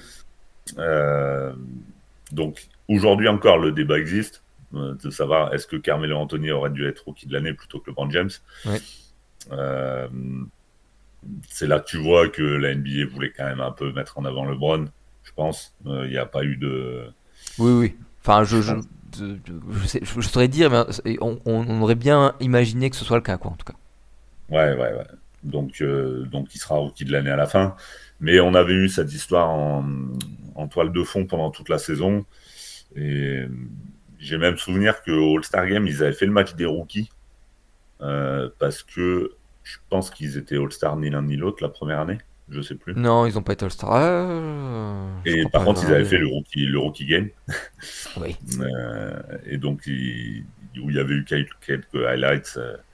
Et voilà, mais donc, moi, en gros, c'est les souvenirs que j'ai de la première saison de LeBron. Donc quand même un peu en mode alors, confirmation, le mot un peu fort parce que c'est encore les débuts et que les attentes étaient élevées, mais t'avais déjà le ouais, ça a l'air d'être solide, quoi, quand même. T'avais déjà un peu la confirmation de on avait quelque chose. Oui, oui, oui. Et puis en plus, c'était un bon joueur sur NBA Live sur PlayStation. Ah, t'as eu ça aussi un peu? À l'époque, je jouais à ça aussi, donc il était fort sur le jeu vidéo. Donc, Mais avec toi ou contre toi? contre moi, parce que je jouais avec les Spurs, je C'était pense. c'était ma question indirecte. Est-ce que tu le recrutais avec les Spurs? Est-ce que tu le prenais plutôt pour l'avoir, quitte à pas prendre les Spurs? Alors ça, Ouais, oui, oui, j'arrivais à trafiquer les équipes de temps en temps, ouais. Ouais, ouais, Ouais. bah, Mais quand même, moi, j'étais assez classique. J'aimais bien jouer avec les équipes. Tu vois, j'étais du genre à faire les transferts en temps réel. hmm, oui, oui. Parce que quand il y avait des trades au milieu de la saison, bah, du coup, les équipes parce que les jeux vidéo ne se mettaient pas à jour à l'époque. Ouais, ouais. T'avais ton. Alors, ça devait être sur PS2 déjà. Donc, c'était un DVD, mais bon, ton DVD ne se mettait pas à jour. Donc, Non. c'était à toi de faire le transfert pour que les effectifs soient corrects. Ouais. Donc, 2 heures donc qu'on moi, passait, 2 heures qu'on passait à remettre tout à jour, même le petit joueur du bout de banc là. ah ouais, ouais, non mais clairement, moi j'étais du genre, le trade est fait, on connaît le trade, bah c'est bon, on fait le trade sur la play pour que les effectifs soient à jour. Hmm. Moi, je suis une année, je suis allé jusqu'à créer les rookies de l'année suivante, hein. Mais je l'ai fait qu'une fois. Ah ouais, non, j'ai jamais fait ça par contre. Pas tous, hein, mais c'était les gros gros que je Je pense voulais. que la flemme a pris le pas sur ma folie là quand même. La flemme est arrivée au bout du 5e jour, je crois. Mais c'est quand même beaucoup, je trouve. C'est déjà pas mal. C'est déjà beaucoup. Oui, oui. Et est-ce que tu avais. Alors là, du coup, je comprends que tu as la confirmation de ouais, ouais, on est face à potentiel. Enfin, vraiment quelque chose qui a l'air vraiment sérieux. Mais est-ce que tu es au point de. Ah, mais mince, il a l'air tellement, tellement, tellement fort, Waouh, j'aurais tellement voulu le voir aux Spurs, quoi. Ou t'es encore un peu sur la retenue, encore, bah bon, cool, mais on n'est pas encore sur l'élu qui disait, quoi. C'est pas encore le nouveau Jordan. Si, déjà. Alors déjà, j'aurais pas voulu le voir aux Spurs parce que les Spurs tournaient à cette époque. Là, les débuts de LeBron James, on est en plein dans la domination des Spurs. Ouais. euh, où il y a 3 titres en l'espace de 5 saisons, 2003, 2005, 2007, en finale contre Cleveland d'ailleurs, en 2007. Mm. Et donc, j'étais pas. L'équipe qui avait aux Spurs m'allait très bien, quoi. J'avais pas besoin de voir LeBron en plus. Et après, oui, j'aimais bien le joueur, le style de joueur. Moi, j'aimais beaucoup les mecs qui étaient complets, Ouais. qui étaient capables de tout faire sur le terrain. Et lui, c'est l'incarnation de ça, en fait. Ouais. Euh, il a joué tous les postes dans sa carrière, parce qu'il a même fait des séquences poste 5 à Miami. Ouais. Quand il est arrivé en NBA, c'était un poste 3, sauf qu'il menait le jeu. Et puis, son poste principal, ça reste meneur de jeu, en fait. Oui, tout à fait, oui. Alors, bon, le basket a évolué. C'est vrai qu'au tout début encore, c'était le meneur qui montait la balle, etc., etc. Aujourd'hui, ça n'existe plus, ça, mais LeBron James, c'est un meneur de jeu. C'est pas du tout c'est pas un poste 3 comme on l'entendait à l'époque et comme on l'entend aujourd'hui. Mm. Donc, j'étais fasciné par ça, par le fait qu'il arrivait quand même à gagner des matchs au fur et à mesure, alors que l'équipe autour de lui n'était pas folichonne. Tu vois, j'étais presque déçu quand Carlos Boozer était parti, parce que je trouvais que ça faisait un binôme plutôt sympa. Mm. Alors que Boozer est parti rapidement sur Utah, bon, avec une histoire de signature de contrat un peu, Ouais, un ouais. peu louche. Mais et finalement, il a eu du mal à trouver un numéro 2, quoi. Oui, Alors, il je a mis saute, 10 ans. je saute peut-être un peu les étapes, mais quand on arrive à cette finale 2007, quand tu regardes l'effectif de Cleveland autour de lui, Ouais. alors même si les joueurs à l'époque tenaient leur rôle, quand tu regardes l'effectif aujourd'hui, il n'y a pas grand monde qui a marqué l'histoire de la Ligue, quoi. Ah ouais, ouais, non, bah clairement, clairement, c'est Ilgauskas et qui est très cool, mais que tu retiendras pas forcément dans ta liste des meilleurs pivots que tu veux dans Non, ton c'est équipe. sûr. Il est assez loin, faut reconnaître, quoi. Oui, Euh, oui. du coup, t'avais un peu ce côté ennemi que j'ai envie de voir, que j'ai envie de voir évoluer, que j'ai envie de voir réussir un peu, et si possible, voir perdre face à mon équipe en finale, quoi. Ouais, et puis c'était l'ennemi gentil, parce que Ouais, il n'y avait pas de problème extrasportif, c'était un bon joueur. À l'époque, il n'y a pas eu tout le cirque avec Miami, donc ouais. c'est encore le joueur que tout le monde adore, quoi. Oui, oui, et Euh, le côté, il est chez lui, il essaie de faire gagner son équipe, voilà. malgré l'incompétence des dirigeants. Et puis surtout, enfin, il perd contre les Spurs, donc pour moi, tant que l'ennemi perd, c'est l'ennemi gentil, quoi. C'est un peu le petit frère, Oui, tu vois, qui est très fort, que t'aimes bien, mais à chaque fois que tu le croises, tu le tabasses, ouais. donc il n'y a pas de. Moi, enfin, il y a zéro rivalité avec le LeBron James, quoi, à cette époque. Oui, t'as le Ouais, team Duncan Placide déjà installé qui est là. Oui, c'est bien ce que tu fais, c'est cool, j'aime bien, j'apprécie. Bon, tu vas perdre, mais j'aime bien ce que tu fais. Vas-y, je t'encourage, quoi. Une petite tape derrière la nuque et puis c'est réglé, quoi. C'est ça, ouais, c'est ça. Et puis, oui, puis là, on est en pleine Spurs. Enfin, les Spurs sont l'équipe à suivre, quoi. Sont la quasi-dynastie, le truc comme ça, qu'on aime bien. LeBron James avait aussi encore cette image de très, moi j'ai souvenir très très agréable du jeune qui quand même s'émerveille un peu de la vie, quoi, qui était très, je sais pas si tu as ce souvenir là de quand ils sont quand il débarque en NBA et qu'il est déjà pote avec Carmelo Anthony, qu'il est pote aussi Dwayne Wade aussi un peu avec tout le monde, Mm. où il reste, je crois, c'est justement le All-Star Game, le premier All-Star Game où du coup il est pas invité en tant que joueur, mais peut-être il fait le concours de dunk, mais en tout cas il est dans les parages et il est là dans les tribunes avec Carmel Anthony en train de regarder juste les highlights sur le Jumbotron, les highlights du match ou je sais pas quoi, mais vraiment en mode spectateur, quoi, fan, tu vois. Et il y avait un peu cette belle image du très fort, mais qui est sympa, quoi, qui apprécie la vie. Ouais, ouais, et puis il fait Team USA aussi très vite. Oui, Moi, je me rappelle des Jeux Olympiques d'Athènes, où oui, il oui. est, dans cette équipe dramatique autour de Tim Duncan d'ailleurs, euh, FIBA sucks. coach- coaché par Larry Brown, qui se fait éliminer en demi-finale par l'Argentine de Ginobili, mais qui fait un parcours hyper compliqué, il perd 2 matchs de poule, dont le premier contre Porto Rico. Hmm. Alors, ils arrivent à passer en demi-finale en sortant leur meilleur match du tournoi en quart de finale contre l'Espagne. Et LeBron James est même vu comme quelqu'un qui n'a pas été assez utilisé, tu vois. Ouais, Aujourd'hui, on a bon dos de lui mettre l'échec sur le dos, parce que souvent c'est «Ah, il y avait LeBron dans cette équipe», alors qu'à l'époque, pas du tout. Au contraire, Larry Brown l'utilise très peu, alors que sur ses quelques entrées, il est plutôt bon, même si à l'époque, il n'a pas du tout de tir extérieur. Donc, face aux zones ouais, il est pas FIBA des compatible. tournois FIBA, il n'est pas hyper efficace. mais, mais il est quand même plutôt pas mauvais par rapport à ses coéquipiers. Et à l'époque, on dit que s'il avait été utilisé un peu plus, peut-être que ça aurait mieux tourné. Alors, je suis pas convaincu du tout. Hmm.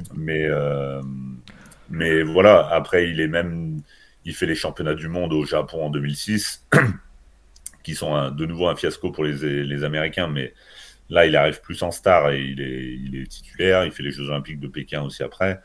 Donc, mais ouais, il a encore une très bonne image de toute façon à cette époque. Hmm. L'épisode The Decision Miami arrive plus tard.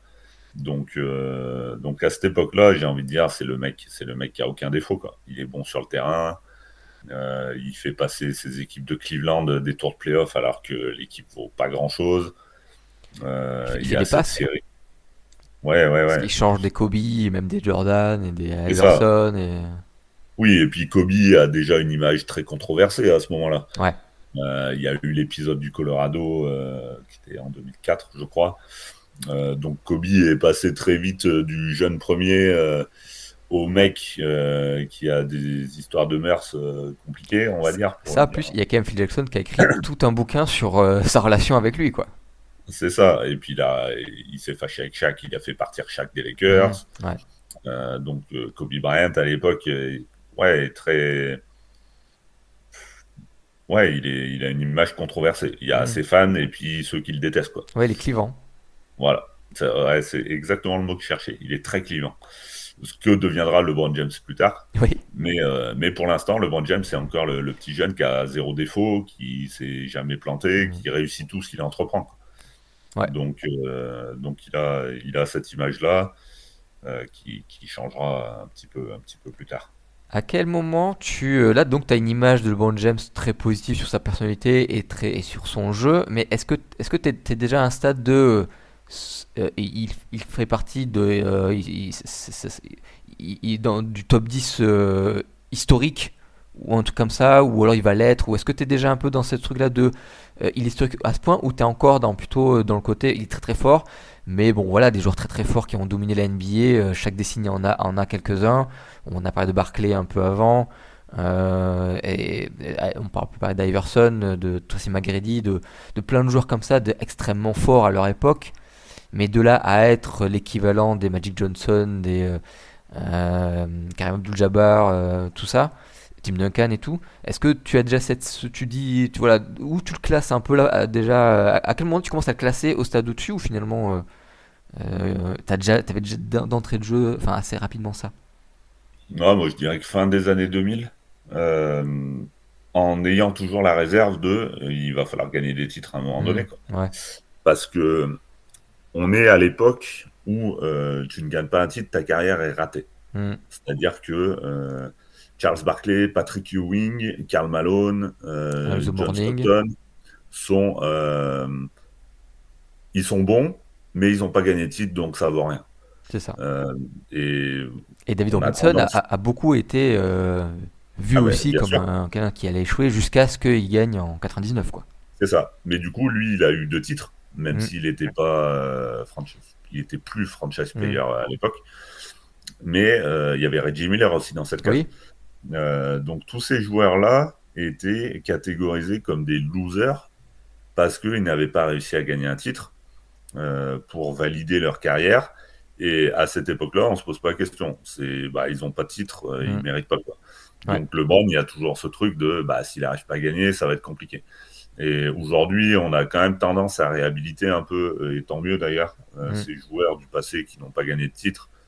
Euh, bah, On veut dire qu'un titre c'est collectif, quoi. Donc voilà. forcément, La principale raison, en plus, étant que bah, Michael Jordan était très fort à cette époque et avait, lui, et avait aussi une équipe très solide autour de lui sur les années hmm. 90.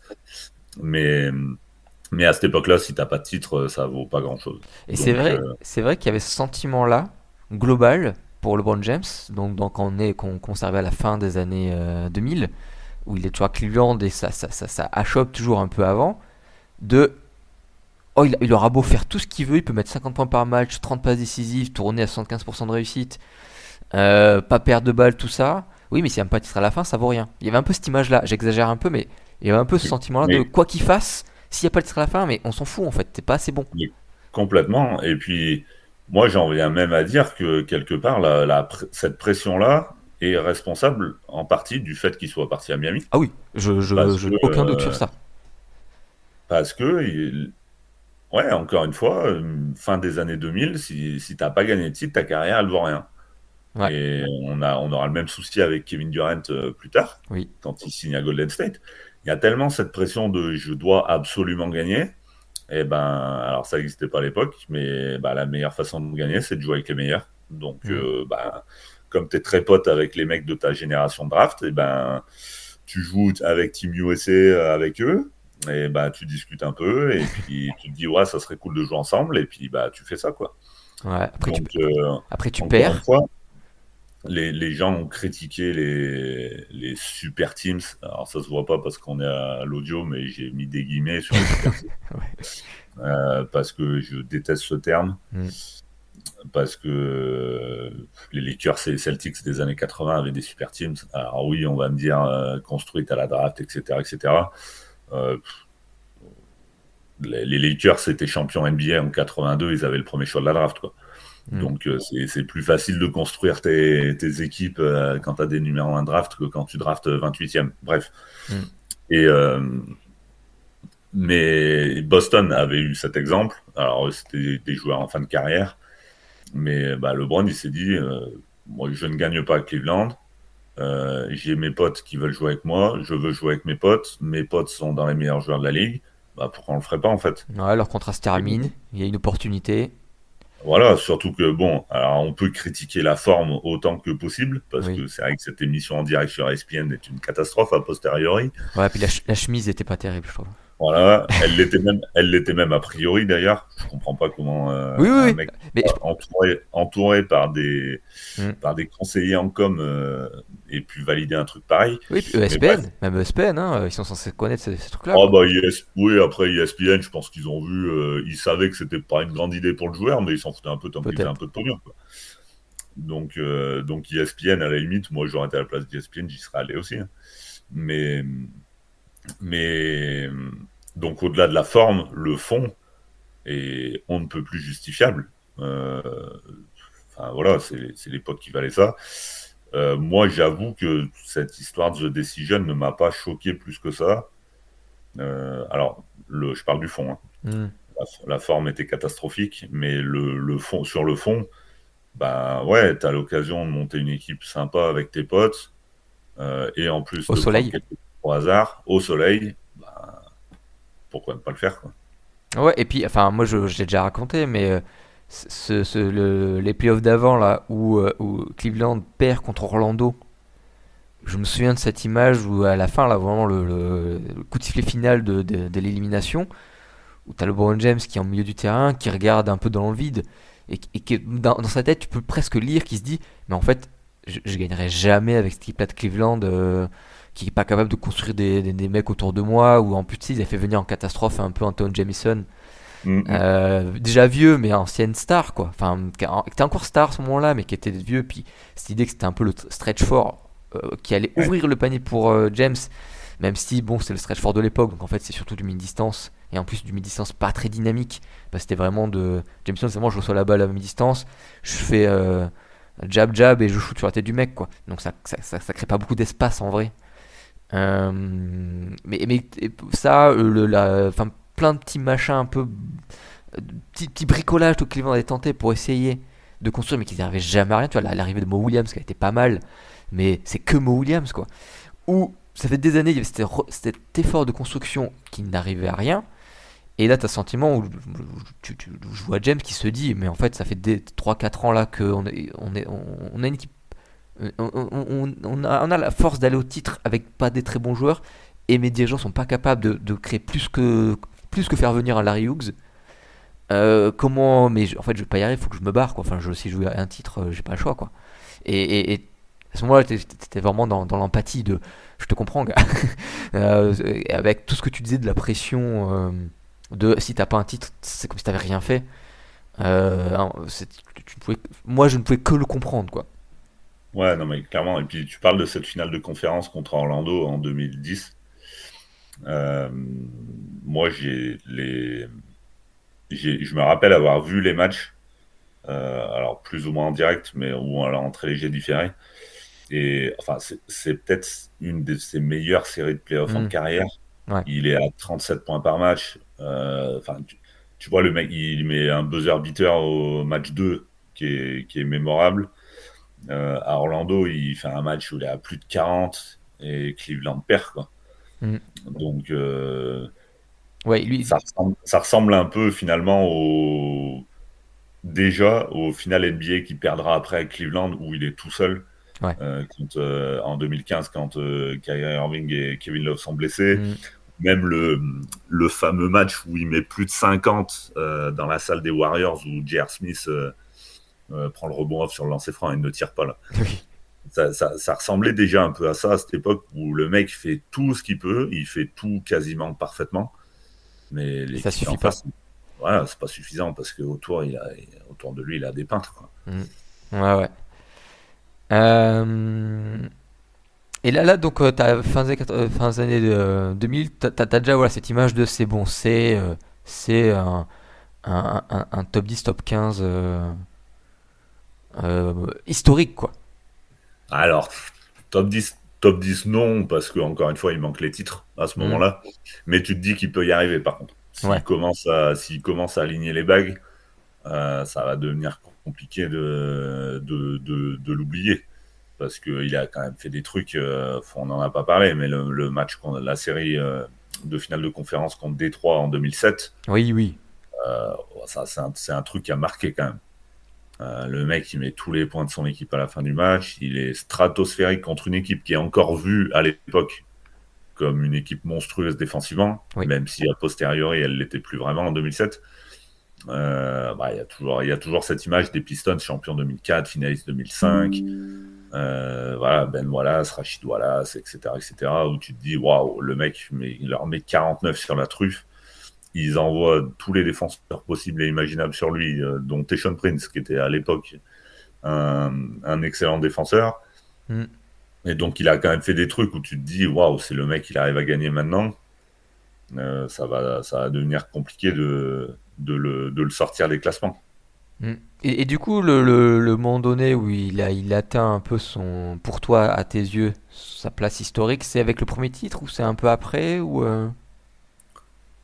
Ouais, c'est au moment des titres avec Miami. Hmm. Parce que là, donc, il commence à gagner. Bon, il y a cette première finale contre Dallas qui est problématique dans sa legacy. Ouais. Euh, parce que enfin, il est inexistant, j'allais dire. Hmm. Parce qu'il traverse les derniers matchs de la série comme un fantôme. Série qu'on a tendance à oublier, il commence très bien. C'est lui le meilleur joueur du 8 au match 1 que Miami remporte. Il est encore excellent dans le match 2, mais Dallas fait un gros retour en fin de match et prend le match 2 à Miami. Et c'est à partir du moment où la série se déplace à Dallas où là, devient fantomatique. Hmm. C'est Dwayne Wade qui prend un peu le relais. Mais voilà, il y a cette finale. En 2012, la saison est particulière parce qu'elle commence à Noël avec le lockout. Hmm. Mais il est vraiment énorme sur la saison et en playoff, il est monstrueux. On a encore cette idée il va se planter au moment Il va craquer. des playoffs parce que c'est l'image qu'il a à ce moment-là. Hmm. Et bon, il arrive jusqu'au bout en ayant une série finale contre Oklahoma City qui est excellente. Donc là, ça le réhabilite. Et puis après, derrière, il y a la double confrontation en finale contre les Spurs en 2013. On parle du shoot de Ray Allen, mais LeBron fait un match 7 dantesque. Donc là, à ce moment-là, je pense qu'il a vraiment sa place parmi les meilleurs joueurs de la Ligue, de l'histoire de la Ligue. Hmm. Mais bon, ce qui va cimenter définitivement, c'est le titre 2016. Ça, faut pas se le Oui, cacher. j'allais te demander. Ou bah justement, il refait gagner Cleveland, quoi. Rien qu'en termes de narratif, c'est fou, quoi. Toi qui, pour finir un peu sur LeBron James, justement, donc tu parlais de ces deux finales contre les Spurs, que les Spurs perdent, puis gagnent, surtout ces finales 2014 qui, je pense, aussi été un marqueur pour beaucoup de monde, parce que ça fait partie des plus belles finales vues, notamment à cause du jeu des Spurs à ce moment-là. Toi, comment tu vois ça, sachant que voilà que ça y est, LeBron James a déjà gagné un titre, il est avec ce Miami là qui a trouvé son rythme, on va dire, qui est vraiment dans son truc. Est-ce que là tu te dis ça serait de la bonne finale ou mince on est face à ce gros LeBron James et ce Miami là, ou tu te dis ah super ça va être une belle bagarre. Enfin, comment tu poses face à ce joueur qui est déjà très très, enfin, comme tu dis, historique quoi. Bah, alors déjà, moi, c'est vrai que je l'ai pas dit depuis le début qu'on discute, mais moi, j'aime bien LeBron James. Hmm. Je suis fan des Spurs, donc je vais pas dire que c'est mon joueur Non, c'est préféré. c'est ton meilleur ennemi, c'est un peu ça, Mais, ton meilleur mais rival. oui, oui, c'est un joueur que j'aime bien. Donc, si tu veux, quand on croise en finale, j'allais même dire que moi, ça a été atténué un petit peu la déception de 2013. Ah ouais, ok, ok. J'étais content qu'il gagne, Quitte à perdre même autant que si, ce soit lui quoi. voilà, quitte à perdre autant que ce soit lui. Après, la façon est. Ouais, ouais, ça c'était dur. Et ça, pour le coup, je peux en parler parce que ça, c'est des matchs vus évidemment en direct. Hmm. Commenté Euh, même, non? Sur Twitter. à commenter sur Twitter, oui, oui, oui, ça c'est sûr. Hmm. Et puis, moi, franchement, c'est une image que je peux pas oublier. Hmm. J'ai dans ma tête, je me revois, tu vois, dans mon lit en train de regarder le match, et tu comprends pas ce qui se passe en fait. Et tu te rends pas compte à ce moment-là que les Spurs sont tellement près d'avoir gagné Hmm. que le trophée était sorti, quoi. Ils avaient mis le trophée à côté de la table de marque, ils avaient mis les rambardes pour pas que les gens rentrent sur le terrain. Enfin, la NBA, ils étaient rentrés en mode, c'est bon, la finale est Hmm. terminée, on remet le trophée ce soir, quoi. Ouais.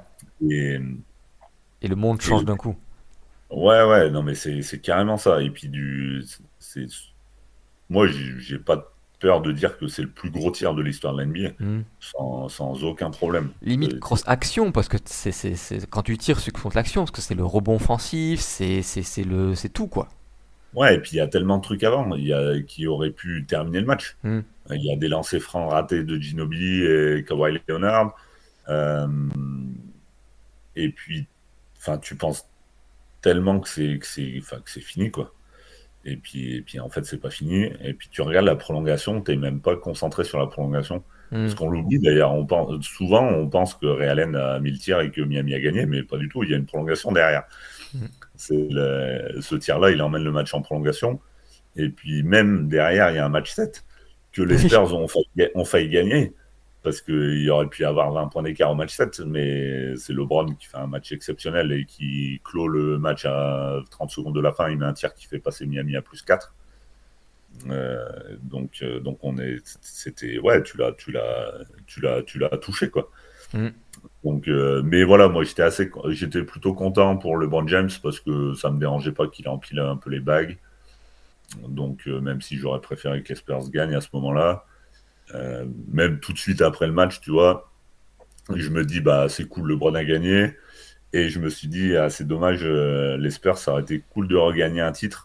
Que là, je pense pas que ça arrivera. Du coup, je pense que tu as laissé passer la chance. Ouais, parce que tout le monde est un peu vieux déjà du côté Ouais. Ah, ben, des Spurs. clairement, tout le monde pense que c'était la dernière chance. Hmm. Mais c'est bien, tu prends un peu en mode, bah, c'est ça le sport, c'est aussi des émotions négatives, mais dans le sans douleur, quoi. Enfin, sans douleur, sans réalité.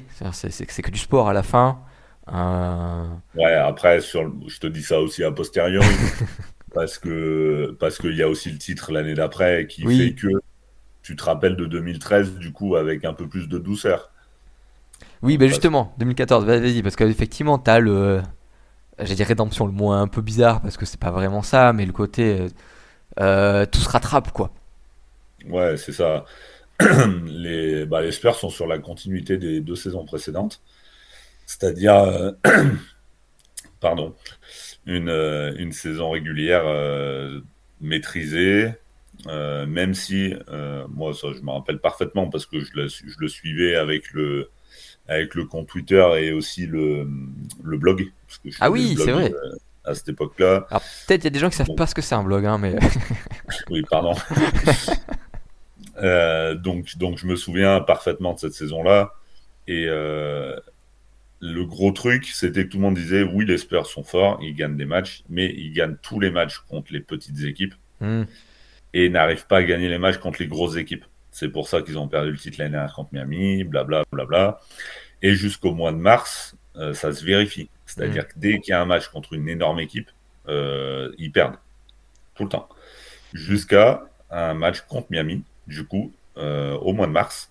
Donc post-All-Star Game où souvent les saisons des Spurs commencent véritablement. Oui. Et là, ils gagnent un match à domicile contre Miami et c'est là que les gens disent, ah bah ça y est, enfin ils ont battu une grosse équipe, peut-être que. Hmm. Arrivent les playoffs où tu as la série du premier tour contre Dallas, qui est un bordel sans nom, qui va en 7 matchs, alors que Dallas n'est pas du tout censé être une grosse équipe, vu qu'ils sont numéro 8 de la conférence. Il y a Vince Carter qui met un buzzer beater au match 3, si je dis pas de bêtises. Et Dallas mène la série 2-1 à ce moment-là.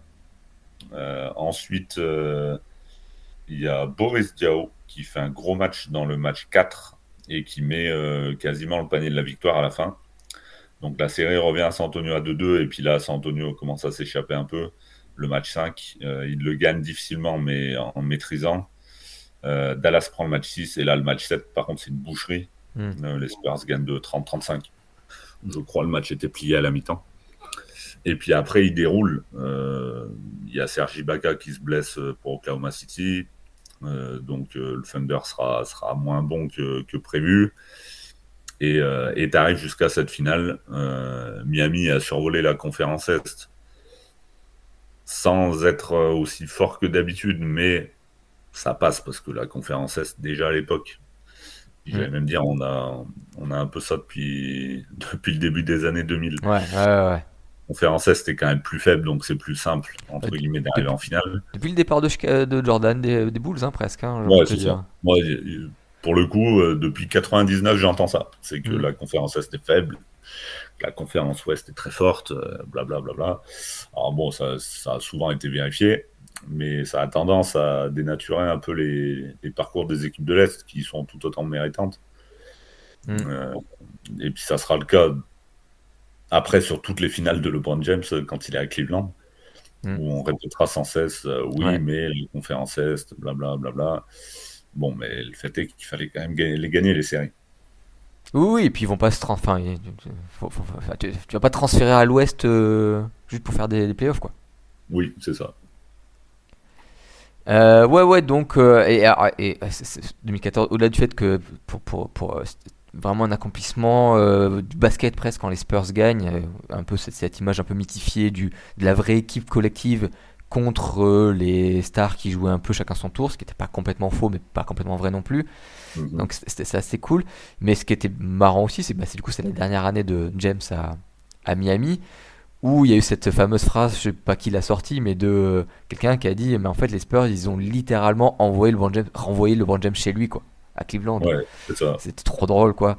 Et c'était une belle façon de terminer le l'arc Miami. Ouais, puis C'était cool. c'est devenu un peu le gimmick de la carrière Tim Duncan. C'est que les Spurs ont mis fin à la dynastie des Lakers Oui. en 2003 et, euh, et ensuite ils ont mis fin à la dynastie LeBron James à Miami. Ouais, tu pourrais presque dire pareil avec les Bulls, même si c'est pas dans ce sens-là, mais parce que le champion post Jordan des Bulls, c'est San Antonio. Oui, mais Enfin, bon, on touche pas à Jordan. non, non, non, et puis c'est pas la même chose. Et puis surtout Jordan n'était plus là. Donc Oui, les oui. Bulls, les Bulls de 98-99 sont une des pires équipes de l'histoire de la NBA.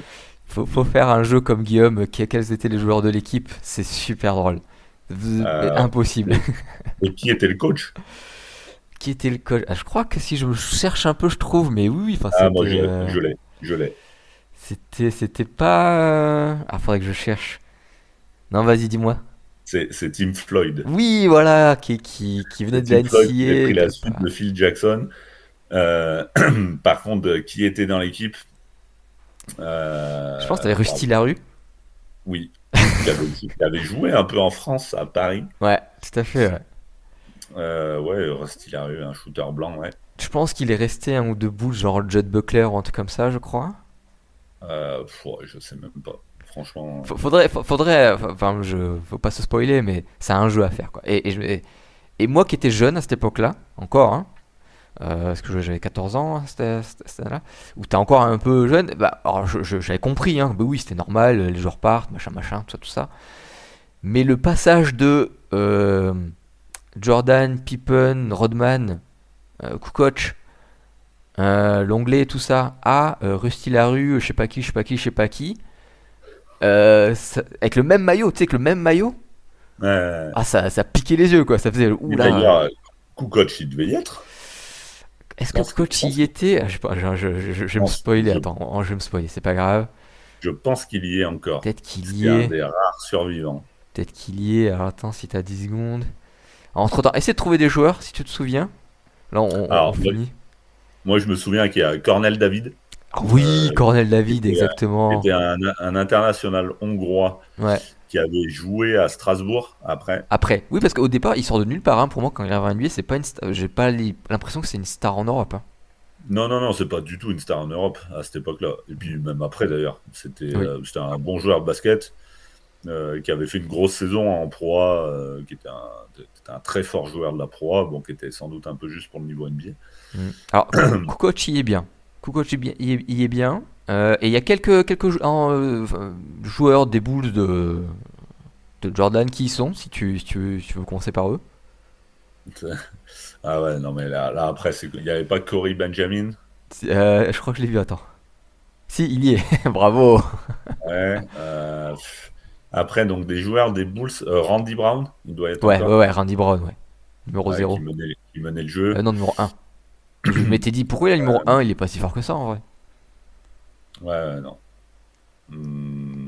Bon, après, j'avoue que je me rappelle plus. Non, je te dis, les anciens Bulls, donc t'as Bill Wellington, enfin ancien Bulls de la dynastie, Ah oui, toujours? toujours. Dickie Simpkins, toujours. Ouais. Ron Harper, Ah ouais, Ron Harper, il est Ron encore là? Harper est encore là. Ouais, C'est un mais peu après. l'équipe est pas si faible en fait sur le papier. Bon, après Ron Harper de 35 ans. Bon, Oui, après, mais Ron Harper de 35 ans qui sera dans l'équipe de championne des Lakers l'année d'après c'est quand même. vrai, c'est vrai, c'est vrai. Ouais, mais dans un Donc rôle très oui, très. c'était plus Ron Harper All-Star du début des années 90, bien sûr, mais Hmm. quand même. Je crois que c'est tout pour les vraiment de l'équipe. Machin. Alors, pour s'amuser un peu, je peux essayer de t'en faire deviner un ou deux que ça doit te parler un peu. Notamment, il y en a un qui a joué aux Spurs, qui a été même de l'équipe des Spurs, qui a été champion. Alors, du coup, t'as un panel de 20 ans, mais un arrière pas mauvais du tout, mais role player, qui à cette époque-là a fait du bruit parce qu'il a gagné le concours de dunk à la Jordan. Ah, il a gagné Euh, le concours de dunk. ouais, mais j'ai peur que ça te perturbe cet indice-là. Autre indice, c'est un fils célèbre. Enfin, son père et même sa famille est assez célèbre. Après, j'ai un indice qui tue, mais j'ose pas le sortir. Ouais, non, mais là, je vois pas avec les indices Bon, que l'indice qui tue, c'est. Je pense pas que c'est le meilleur pote de Tony Parker. Hein.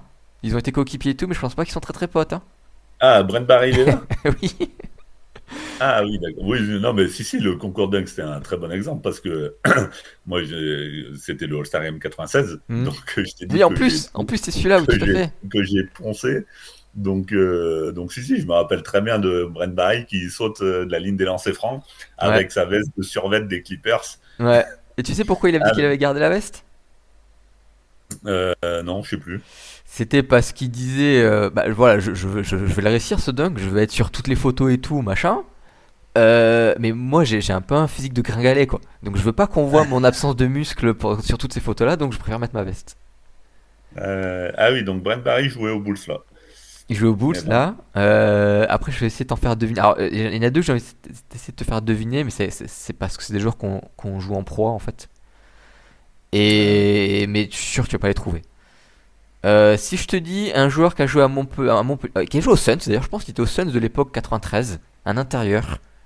ouais. Bon, au Bulls, là, je savais pas qu'il était là. Mais après, il a joué à Montpellier. C'est pour ça que je m'en souviens parce que moi je suis de Montpellier. Je l'ai vu jouer en vrai, je l'ai même croisé dans la rue. Je suis pas allé le voir, hein, mais je l'ai croisé. Et c'est mec à stats. Vraiment 20 points, inter 20 points facilement. Mais je pense qu'il a pas fait une grande carrière en Europe parce que c'était un peu le. Je fais mes stats, mais un peu c'est tout quoi, tu vois. Ouais, non, là, je Un vois pas. prénom de jeu vidéo célèbre, moustachu, le jeu vidéo. Mario Bennett? Mais oui, tout à fait. Euh, Et oui, si. oui, oui. Qui avait joué à Paris aussi après. Il avait. Exactement, je me souvenais Et plus. non, j'allais dire une bêtise, mais à mon avis, il est dans le Paris, coaché par Jacques Monclar, si je dis pas de bêtises. Mais Ça me il me parle un semble. peu. Je te le garantirai pas, mais ça me parle un peu. Mario Bennett, ouais. Ouais, c'était un bon joueur, bon, qui avait sans doute pas le mental qui suivait, mais Hmm. Des capacités après, oui, après c'est. Mais assez sympa à voir jouer, hein, quand je l'ai vu en vrai à Montpellier, assez athlétique et physique, c'était assez cool quoi.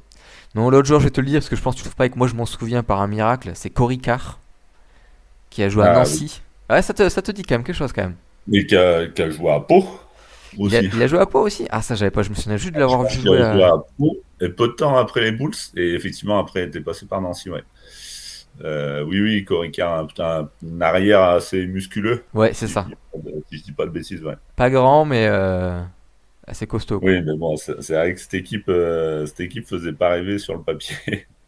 Non, non, non, alors je te l'ai dit vite fait, d'autres, t'as du Charles Jones, du Andrew Lang, du. Alors, Andrew Lang, c'était par contre un ancien pivot d'Atlanta. C'est vrai que j'aurais pu Lui, citer. pareil, je pense qu'il était un peu en fin de carrière. Ouais, ouais, là, il avait 10 ans de carrière, il avait Ouais. 32 ans. Bon, après, ça n'a jamais été une star, hein, ça n'a jamais été un vrai Non, titulaire, non, non.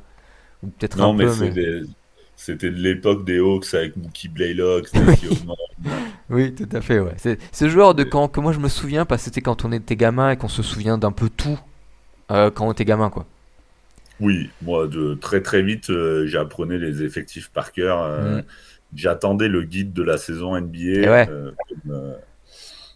mais c'était ma bible de la saison, quoi. Je le lisais à peu près tous les jours, donc au bout d'un moment, bah, tu connais tous les effectifs par cœur, quoi. ah bah attends, un joueur dans le même style, donc cette époque-là, donc là, il a déjà 10 ans de carrière. Il a lui aussi joué aux Suns, il me semble, dans le Suns, je crois même que c'est le Suns de. Non, non, c'est pas encore le Suns de Barclay. Enfin, c'est peut-être le Suns de Barclay, mais plus tard, pas celui de la finale. Mais après, il a fait plein d'équipes. Un intérieur. Qu'est-ce que je peux te dire? Après, il a un nom très classique, ça c'est un peu chiant. Euh, Portland, qui fait beaucoup d'années à Portland, après il va à Houston, après Phoenix. Ah, ça va être trop dur. En plus, je connais pas assez pour te donner des vrais indices un peu marrants. Si je te dis son nom de famille, c'est Bryant. Alors des Bryant, il y en a Eh eu ouais, je tellement. sais. Il y a eu Mark Bryant, Mais il y a eu. c'est lui. C'est lui. C'est Mark Bryant. Ouais, ouais, Voilà. bon, c'était compliqué à trouver quand même. Non, ouais. Et puis il a pas assez d'aspérité pour pouvoir donner un peu d'indices. Tu vois, Brent Barry, j'ai un peu des trucs à dire. Même Andrew Mhm. Lang, j'aurais pas réussi, je pense. Et Keith Booth, c'est le dernier qui me parle aussi, mais Ouais, je sais plus trop pourquoi il me parle, mais il me parle. Mais ouais, voilà, donc ouais, une équipe, bah ouais, hein, t'as pas encore le gros choix de draft, mais t'as plus tous les gros joueurs qui sont plus là. ouais, c'est ça. C'était spécial. Ouais, et puis du coup, ils ont le premier choix de la draft l'année d'après, ils récupèrent Elton Brand Oui. avec Ron Artest, qui est drafté Hmm. cette année-là, juste après Frédéric Weiss, Oui, tout à fait, qui a rendu fou New qui est York. drafté en 15e, par les Knicks de New York. Ouais, les Nice qui ont d'autant plus détesté Fred Weiss à cause de ça, parce que Artest était le New-Yorkais. En Oui, plus. Artest qui était du Queens, donc était une figure là-bas. Oui. Mais bon, la franchise de New York, j'ai envie de dire, ils ont détesté Fred Weiss, c'est eux qui ont fait l'erreur. Oui, Les oui, fans, oui. par contre, de New York en ont beaucoup voulu à Fred Weiss, alors que le pauvre, il n'y est pas pour grand-chose. Oui, oui, complètement, oui. Mais ouais, enfin, Artest, c'est comme une légende déjà locale, et puis il représente un peu tu sais, la dureté, l'énergie, ce que voulait New York. En plus, New York, ça Exactement. commençait un peu à être. Tu sais, il y avait eu le mythe de New York tombe un peu. Le mythe enfin, la Mecca, quoi, le truc comme ça. Tu sais, ça faisait longtemps qu'il sortait plus trop de joueurs, ou alors c'était des échecs. Enfin, c'était plus la même chose, quoi, et il y avait un peu cet espoir-là. Oui, Et et puis puis, tu sors du New York des années 2000 oui, où très défensif, très dur, avec Pat Riley sur la première moitié des années 90. Et t'as encore cet esprit-là. Pat Ewing est encore là. Alors, sa prête a été changée.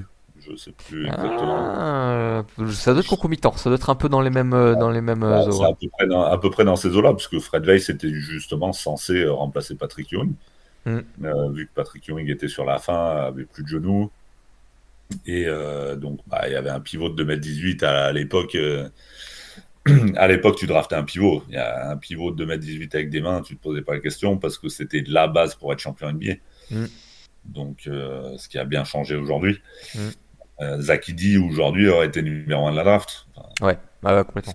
sans aucune discussion. Surtout cette Euh, draft. Surtout de cette draft. Alors là, c'était le joueur générationnel de cette draft s'il avait été 25 ans plus tôt. Tout à fait, tout à fait. Donc Fred Weiss, c'est pour ça qu'il avait été drafté 15e par les Knicks. Bon, ça a été un échec retentissant pour plein de raisons. Mais, euh, mais la première étant que les Knicks avaient espéré qu'il remplace Patrick Ewing, le costume était quand même très, Ouais, très grand ouais. et compliqué à porter. Oui, et puis ils ont même pas fait le bon service après-vente, quoi. Tu draftes, c'est une chose, mais après tout le boulot avec le joueur, d'essayer de le convaincre, de le faire comprendre, de le rassurer, de machin, bah, je pense qu'ils ont rien fait, quoi. Donc Ouais. c'était très, très sale. Et puis c'était le Knicks qui sortait encore de ces années où ils espéraient, ils visaient le titre. Et même dans leur tête, ils avaient pas le titre juste parce qu'il y a Michael Jordan, mais sinon ils l'avaient le titre. Tu vois, dans leur esprit, hein, c'est pas forcément vrai, mais. Et puis après, il y a eu Tim Duncan après. C'est ça. Ok, bah écoute, très cool, super. Sauf si t'as un petit truc à rajouter, on a fait un peu le tour du débat enfin, de la discussion que je voulais avoir avec toi.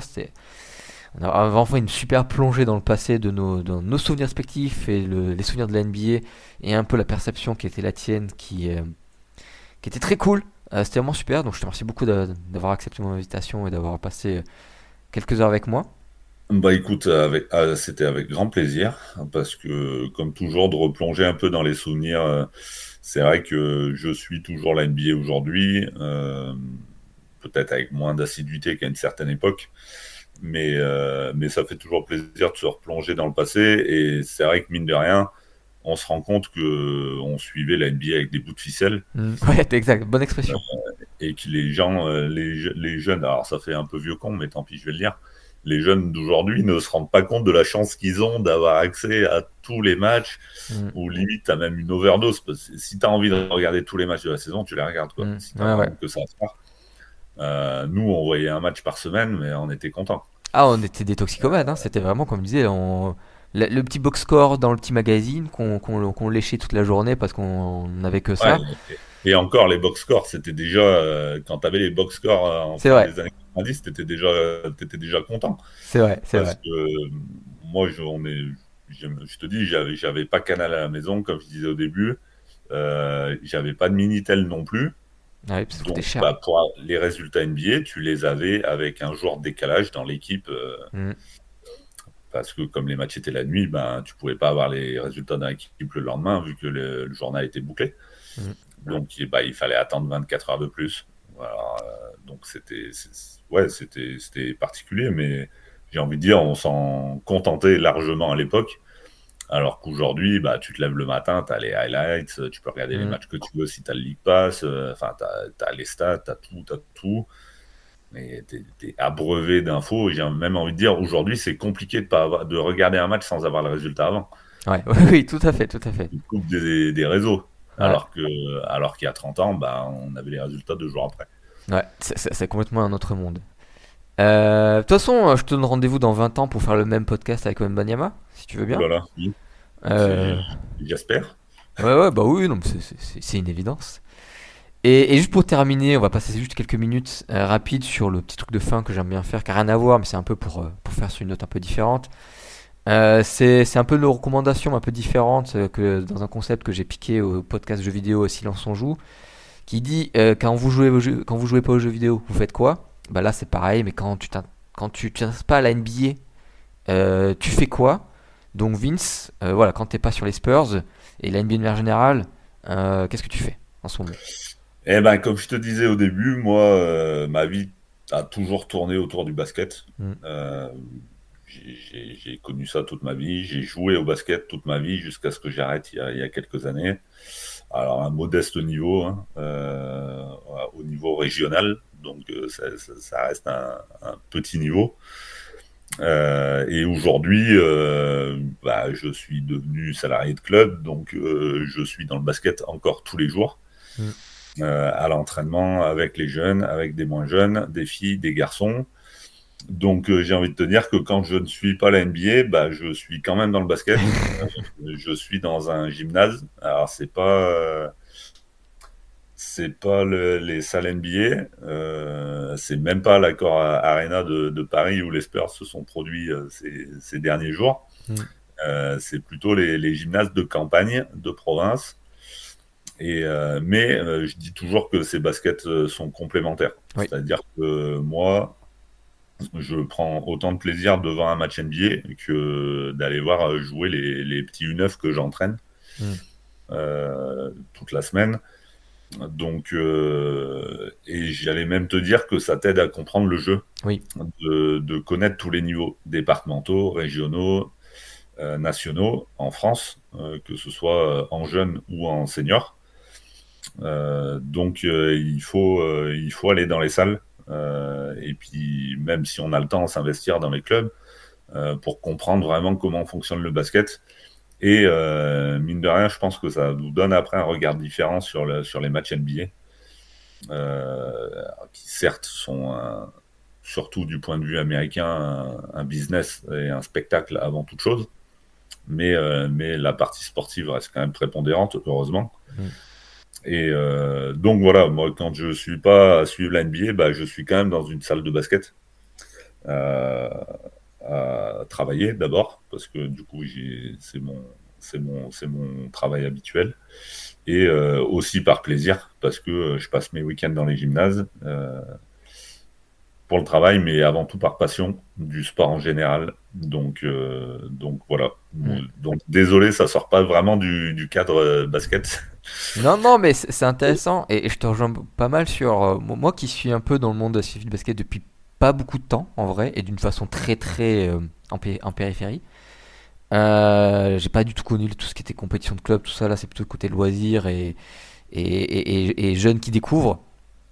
Mais je te rejoins sur un truc tu parlais notamment de regarder des U9, hein, donc des joueurs de moins de 9 ans, enfin 9 ans ou moins, ou des choses comme ça. Et donc effectivement, j'ai un peu vu ça un peu avec un œil extérieur, hein, mais moi qui aime beaucoup les scouting reports, analyser les jeunes joueurs, savoir ce qu'ils vont devenir, tout ça, et comment on arrive à devenir un bon joueur, c'est une question qui m'interpelle beaucoup. Comment on arrive à devenir un bon joueur, comment on se développe, tout ça, tout ça. Eh ben, voir vraiment des gamins de 8, 9, 10, 11, 12, 13 ans, dont certains qui arrivent à 13 ans sans avoir jamais touché un ballon de basket, et comprendre et voir comment dire en fait il y a plein de choses qui pour nous sont naturelles, tant qu'on regarde beaucoup de pros, où il y a plein de choses qui sont extrêmement naturelles, et que eux le découvrent et ne le sont pas pour eux, voilà, et en fait tu te rends compte que la formation, enfin comment dire, le développement d'un joueur, ça part de tellement loin, et il y a tellement de petits détails qu'on a intégrés. Quand on voit des pros, il y a un milliard de petites choses qui en fait sont devenues ce qu'on appellera des fondamentaux ou des réflexes ou des compréhensions qui sont tellement intégrées que c'est des évidences qu'on n'a plus, mais que eux n'ont pas. Et c'est normal, hein, ils apprennent, ils découvrent, ou alors ils viennent d'autres sports aussi, ou alors des trucs tout bêtes comme le placement. Enfin, je pense que tu connais moi j'ai découvert ce qu'on appelait l'effet grappe. C'est-à-dire quand il y a des jeunes où en fait il y a le ballon qui est dans le terrain et en fait les 10 joueurs sont autour du ballon, c'est ce que tu essayes de combattre au maximum en voilà. Et que tu sais, dans ta tête tu te dis c'est pas si compliqué que ça, vous vous écartez du jeu, vous comprenez que c'est un jeu de passe, que plus on s'écarte machin, mais non en fait c'est compliqué, et même des adolescents, alors, en plus des adolescents, en vrai il y a même des personnes des adultes qui ont du mal à comprendre ce concept là, mais tu vois, nous quand on bagarre avec les pros sur la notion de spacing, tout ça, et les tendances des joueurs, et que tu revois d'où ça vient, tu vois tout ça, t'as un peu toute la cartographie de mais ouais mais en fait la compréhension d'un sport c'est compliqué en fait, c'est très long, et tout ça c'est super intéressant sur comment on y arrive là, comment ça se passe, comment tout n'est pas si naturel que ça en fait, comment le placement n'est pas naturel, comment dribbler n'est pas naturel, comment tirer avec la planche n'est pas forcément naturel même pour un lay-up. C'est plein de trucs super intéressants, donc effectivement aller passer un coup d'œil dans des gymnases, voir des matchs de jeunes ou de moins jeunes, des matchs loisirs, des matchs de vieux aussi, je trouve que c'est assez intéressant sur comment ils font les vieux pour jouer. C'est Oui. c'est assez un autre angle assez enrichissant en fait. Oui, et puis de temps en temps, tu peux croiser quelques phénomènes. Il y a des gens qui ont vu Victor Wembanyama jouer en U11 à Ouais. Nanterre, ou avant qu'il arrive à Nanterre. Moi, pour l'anecdote, il y a quelques années, je coachais une équipe de U13 R1, Mhm. qui est donc le plus haut niveau français, vu qu'il n'y a pas de championnat de France en Ouais. U13. Et un week-end, j'ai joué contre l'équipe où il y avait Zachary Rizaché. Très bien. Et bon, tu voyais, bon, déjà, il avait le nom, donc Ouais. on connaissait évidemment son père Stéphane. Et donc, quand tu voyais sur le terrain, tu voyais que le gamin était effectivement très facile, Mhm. et tu voyais qu'il avait un énorme potentiel. Alors après, de là à dire qu'il aurait fini un joueur numéro 1 de la draft NBA, euh, c'était évidemment impossible de le dire à l'époque. Mhm. Mais tu vois, des fois, tu vas dans des salles et tu vois des gamins, et puis peut-être que 10 ans après, tu te diras, ah bah ouais, j'ai vu jouer ce mec quand il était U13. Mhm. Bah, moi, je peux dire aujourd'hui que j'ai coaché contre Zachary Rizaché à l'époque, et donc c'est plutôt marrant, quoi. Donc, T'as gagné? non, bien sûr que non. Non, Alors, alors, il jouait dans l'équipe, il jouait à la CTC Lyonceau, pour ceux qui connaissent un peu la région Auvergne-Rhône-Alpes. Bon, ils avaient une très grosse équipe. Il y avait deux, trois bons joueurs à côté de mhm. lui, notamment Martin Courbon, qui est passé pro aussi à la Chorale de Rouen. Ok. Et ils avaient une très belle équipe. Bon, moi, j'avais une bonne équipe aussi, mais pas suffisamment forte pour rivaliser. Et déjà à l'époque, tu voyais que le gamin avait quelque chose. Mhm. Et de voir aujourd'hui ce qu'il est capable de faire sur sa première saison NBA, c'est toujours marrant. Ouais, c'est touchant. T'as fait un plan anti-lui? Après, en U13, je pense pas qu'on coach. Pas du tout. Ouais, non, Non, c'est pas l'idée, non, pas mais du tout. ça aurait été drôle. Ouais, j'ai essayé de l'arrêter quand il était jeune, ça a pas marché. Oui, non, non, j'ai pas du tout essayé de Mm. l'arrêter. Bon, on essaie de défendre sur lui comme sur ses coéquipiers. Bon, Ouais, ça va ouais. pas fonctionner, mais Mais ouais, non, mais effectivement, enfin, tout grand joueur a commencé très tôt. LeBron James aussi, hein, d'ailleurs, je vous renvoie à mon livre pour si vous voulez voir ses tout premier truc quand il avait 13 ans. Sa première apparition dans la presse, juste un nom comme ça passé. glisser en passant. Tout le monde a connu ça, et en plus, comme en France, on est plutôt une nation très productrice de joueurs de basket, ouais, ces chances-là sont assez élevées, quoi, finalement, mine de rien. Et en vrai, même juste un joueur qui est en Pro A ou même en Pro B, c'est déjà très cool, quoi. De dire, ah, ce mec-là, je l'ai vu quand il était jeune, quoi. Oui, oui, oui, clairement. Voilà, donc allez dans le gymnase, n'hésitez pas. C'est toujours intéressant, quel que soit ce qui se passe, quel que soit l'angle. Même dans des gymnases qui fuient, ça c'est aussi. euh, Ça fait partie de Oui, l'expérience. faut juste pas rester sous les fuites, quoi. C'est ça, ouais, ouais. L'hiver où il fait froid, enfin bon, mais c'est un spectacle, ça se vit.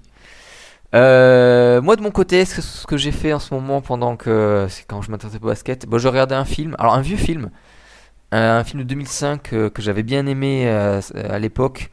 Et je sais pas, j'ai eu envie de le revoir, comme ça, je crois que j'ai vu une image de ce film-là qui m'a dit tiens, bah si je le revoyais. C'est Sin City, je sais pas si toi Ah oui, tu l'as oui, vu. oui, j'ai vu. Il m'avait beaucoup marqué à l'époque, alors très rapide,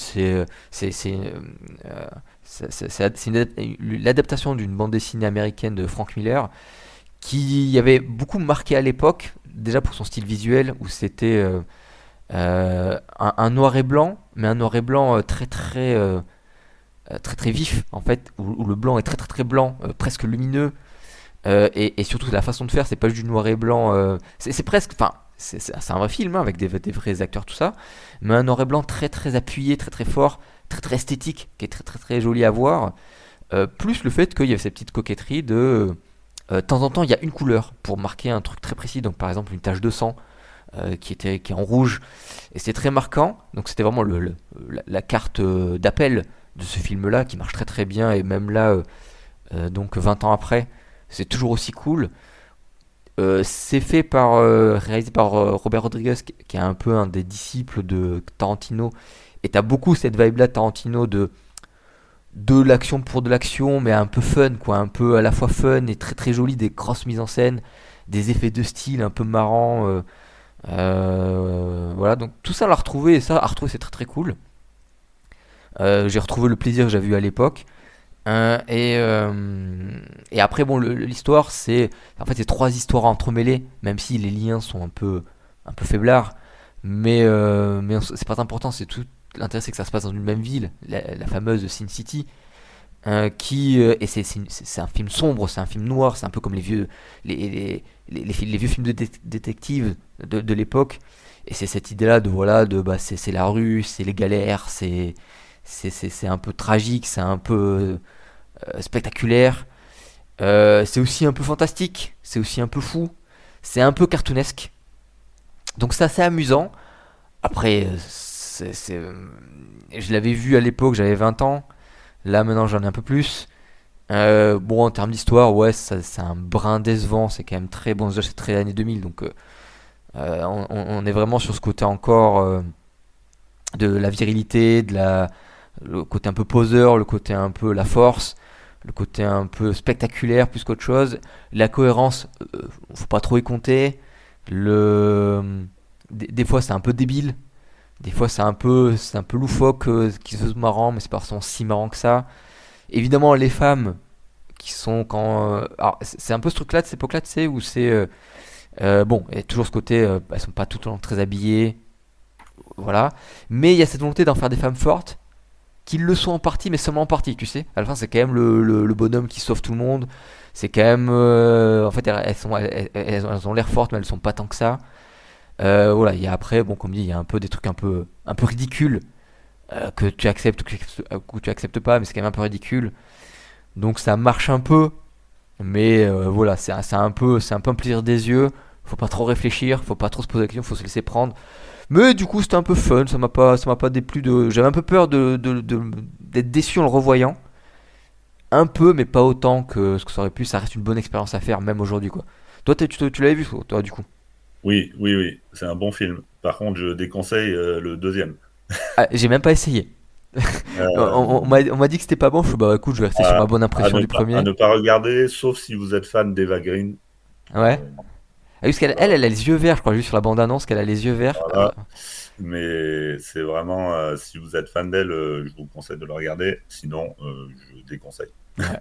Mais le premier, dans tous les cas, est une expérience à faire, quoi. Je pense à Oui, ceux qui l'ont pas oui, oui, vu. oui. Visuellement, ça vaut le coup. Ça a jamais trop été refait, à part effectivement les deux, même trois peut-être, je sais plus, ou qui gardent cette esthétique-là. Mais bon, il faut quand même un minimum de scénario, un minimum de trucs, quoi. Mais, euh, mais ouais, je vous le conseille si vous pouvez. Alors après, avec les petites réserves. Mais ça reste un spectacle et que. Ouais, toi comme moi, si tu l'avais à sa sortie, on était un peu jeunes. C'était vraiment genre un truc. On a un peu pris une claque parce que c'était un peu inédit, quoi. Ouais, ouais, ouais. Mais c'est très, très marqué année 2000. Ouais, ouais, ouais, beaucoup trop, mais voilà, faut le prendre comme il était à l'époque, quoi. C'est ça. Voilà Vince, écoute, c'était super plaisant de t'avoir. Je pense qu'on doit aussi prendre beaucoup de plaisir à t'écouter. Alors ce podcast était un peu long, mais je vous mettais devant un match, ça marche très très très bien. C'est Et, ça. et Ça toi, sera toujours mieux. c'est ça. Et de toute façon, je ferai pas moins long avec n'importe qui, hein. Oui, oui. Normalement.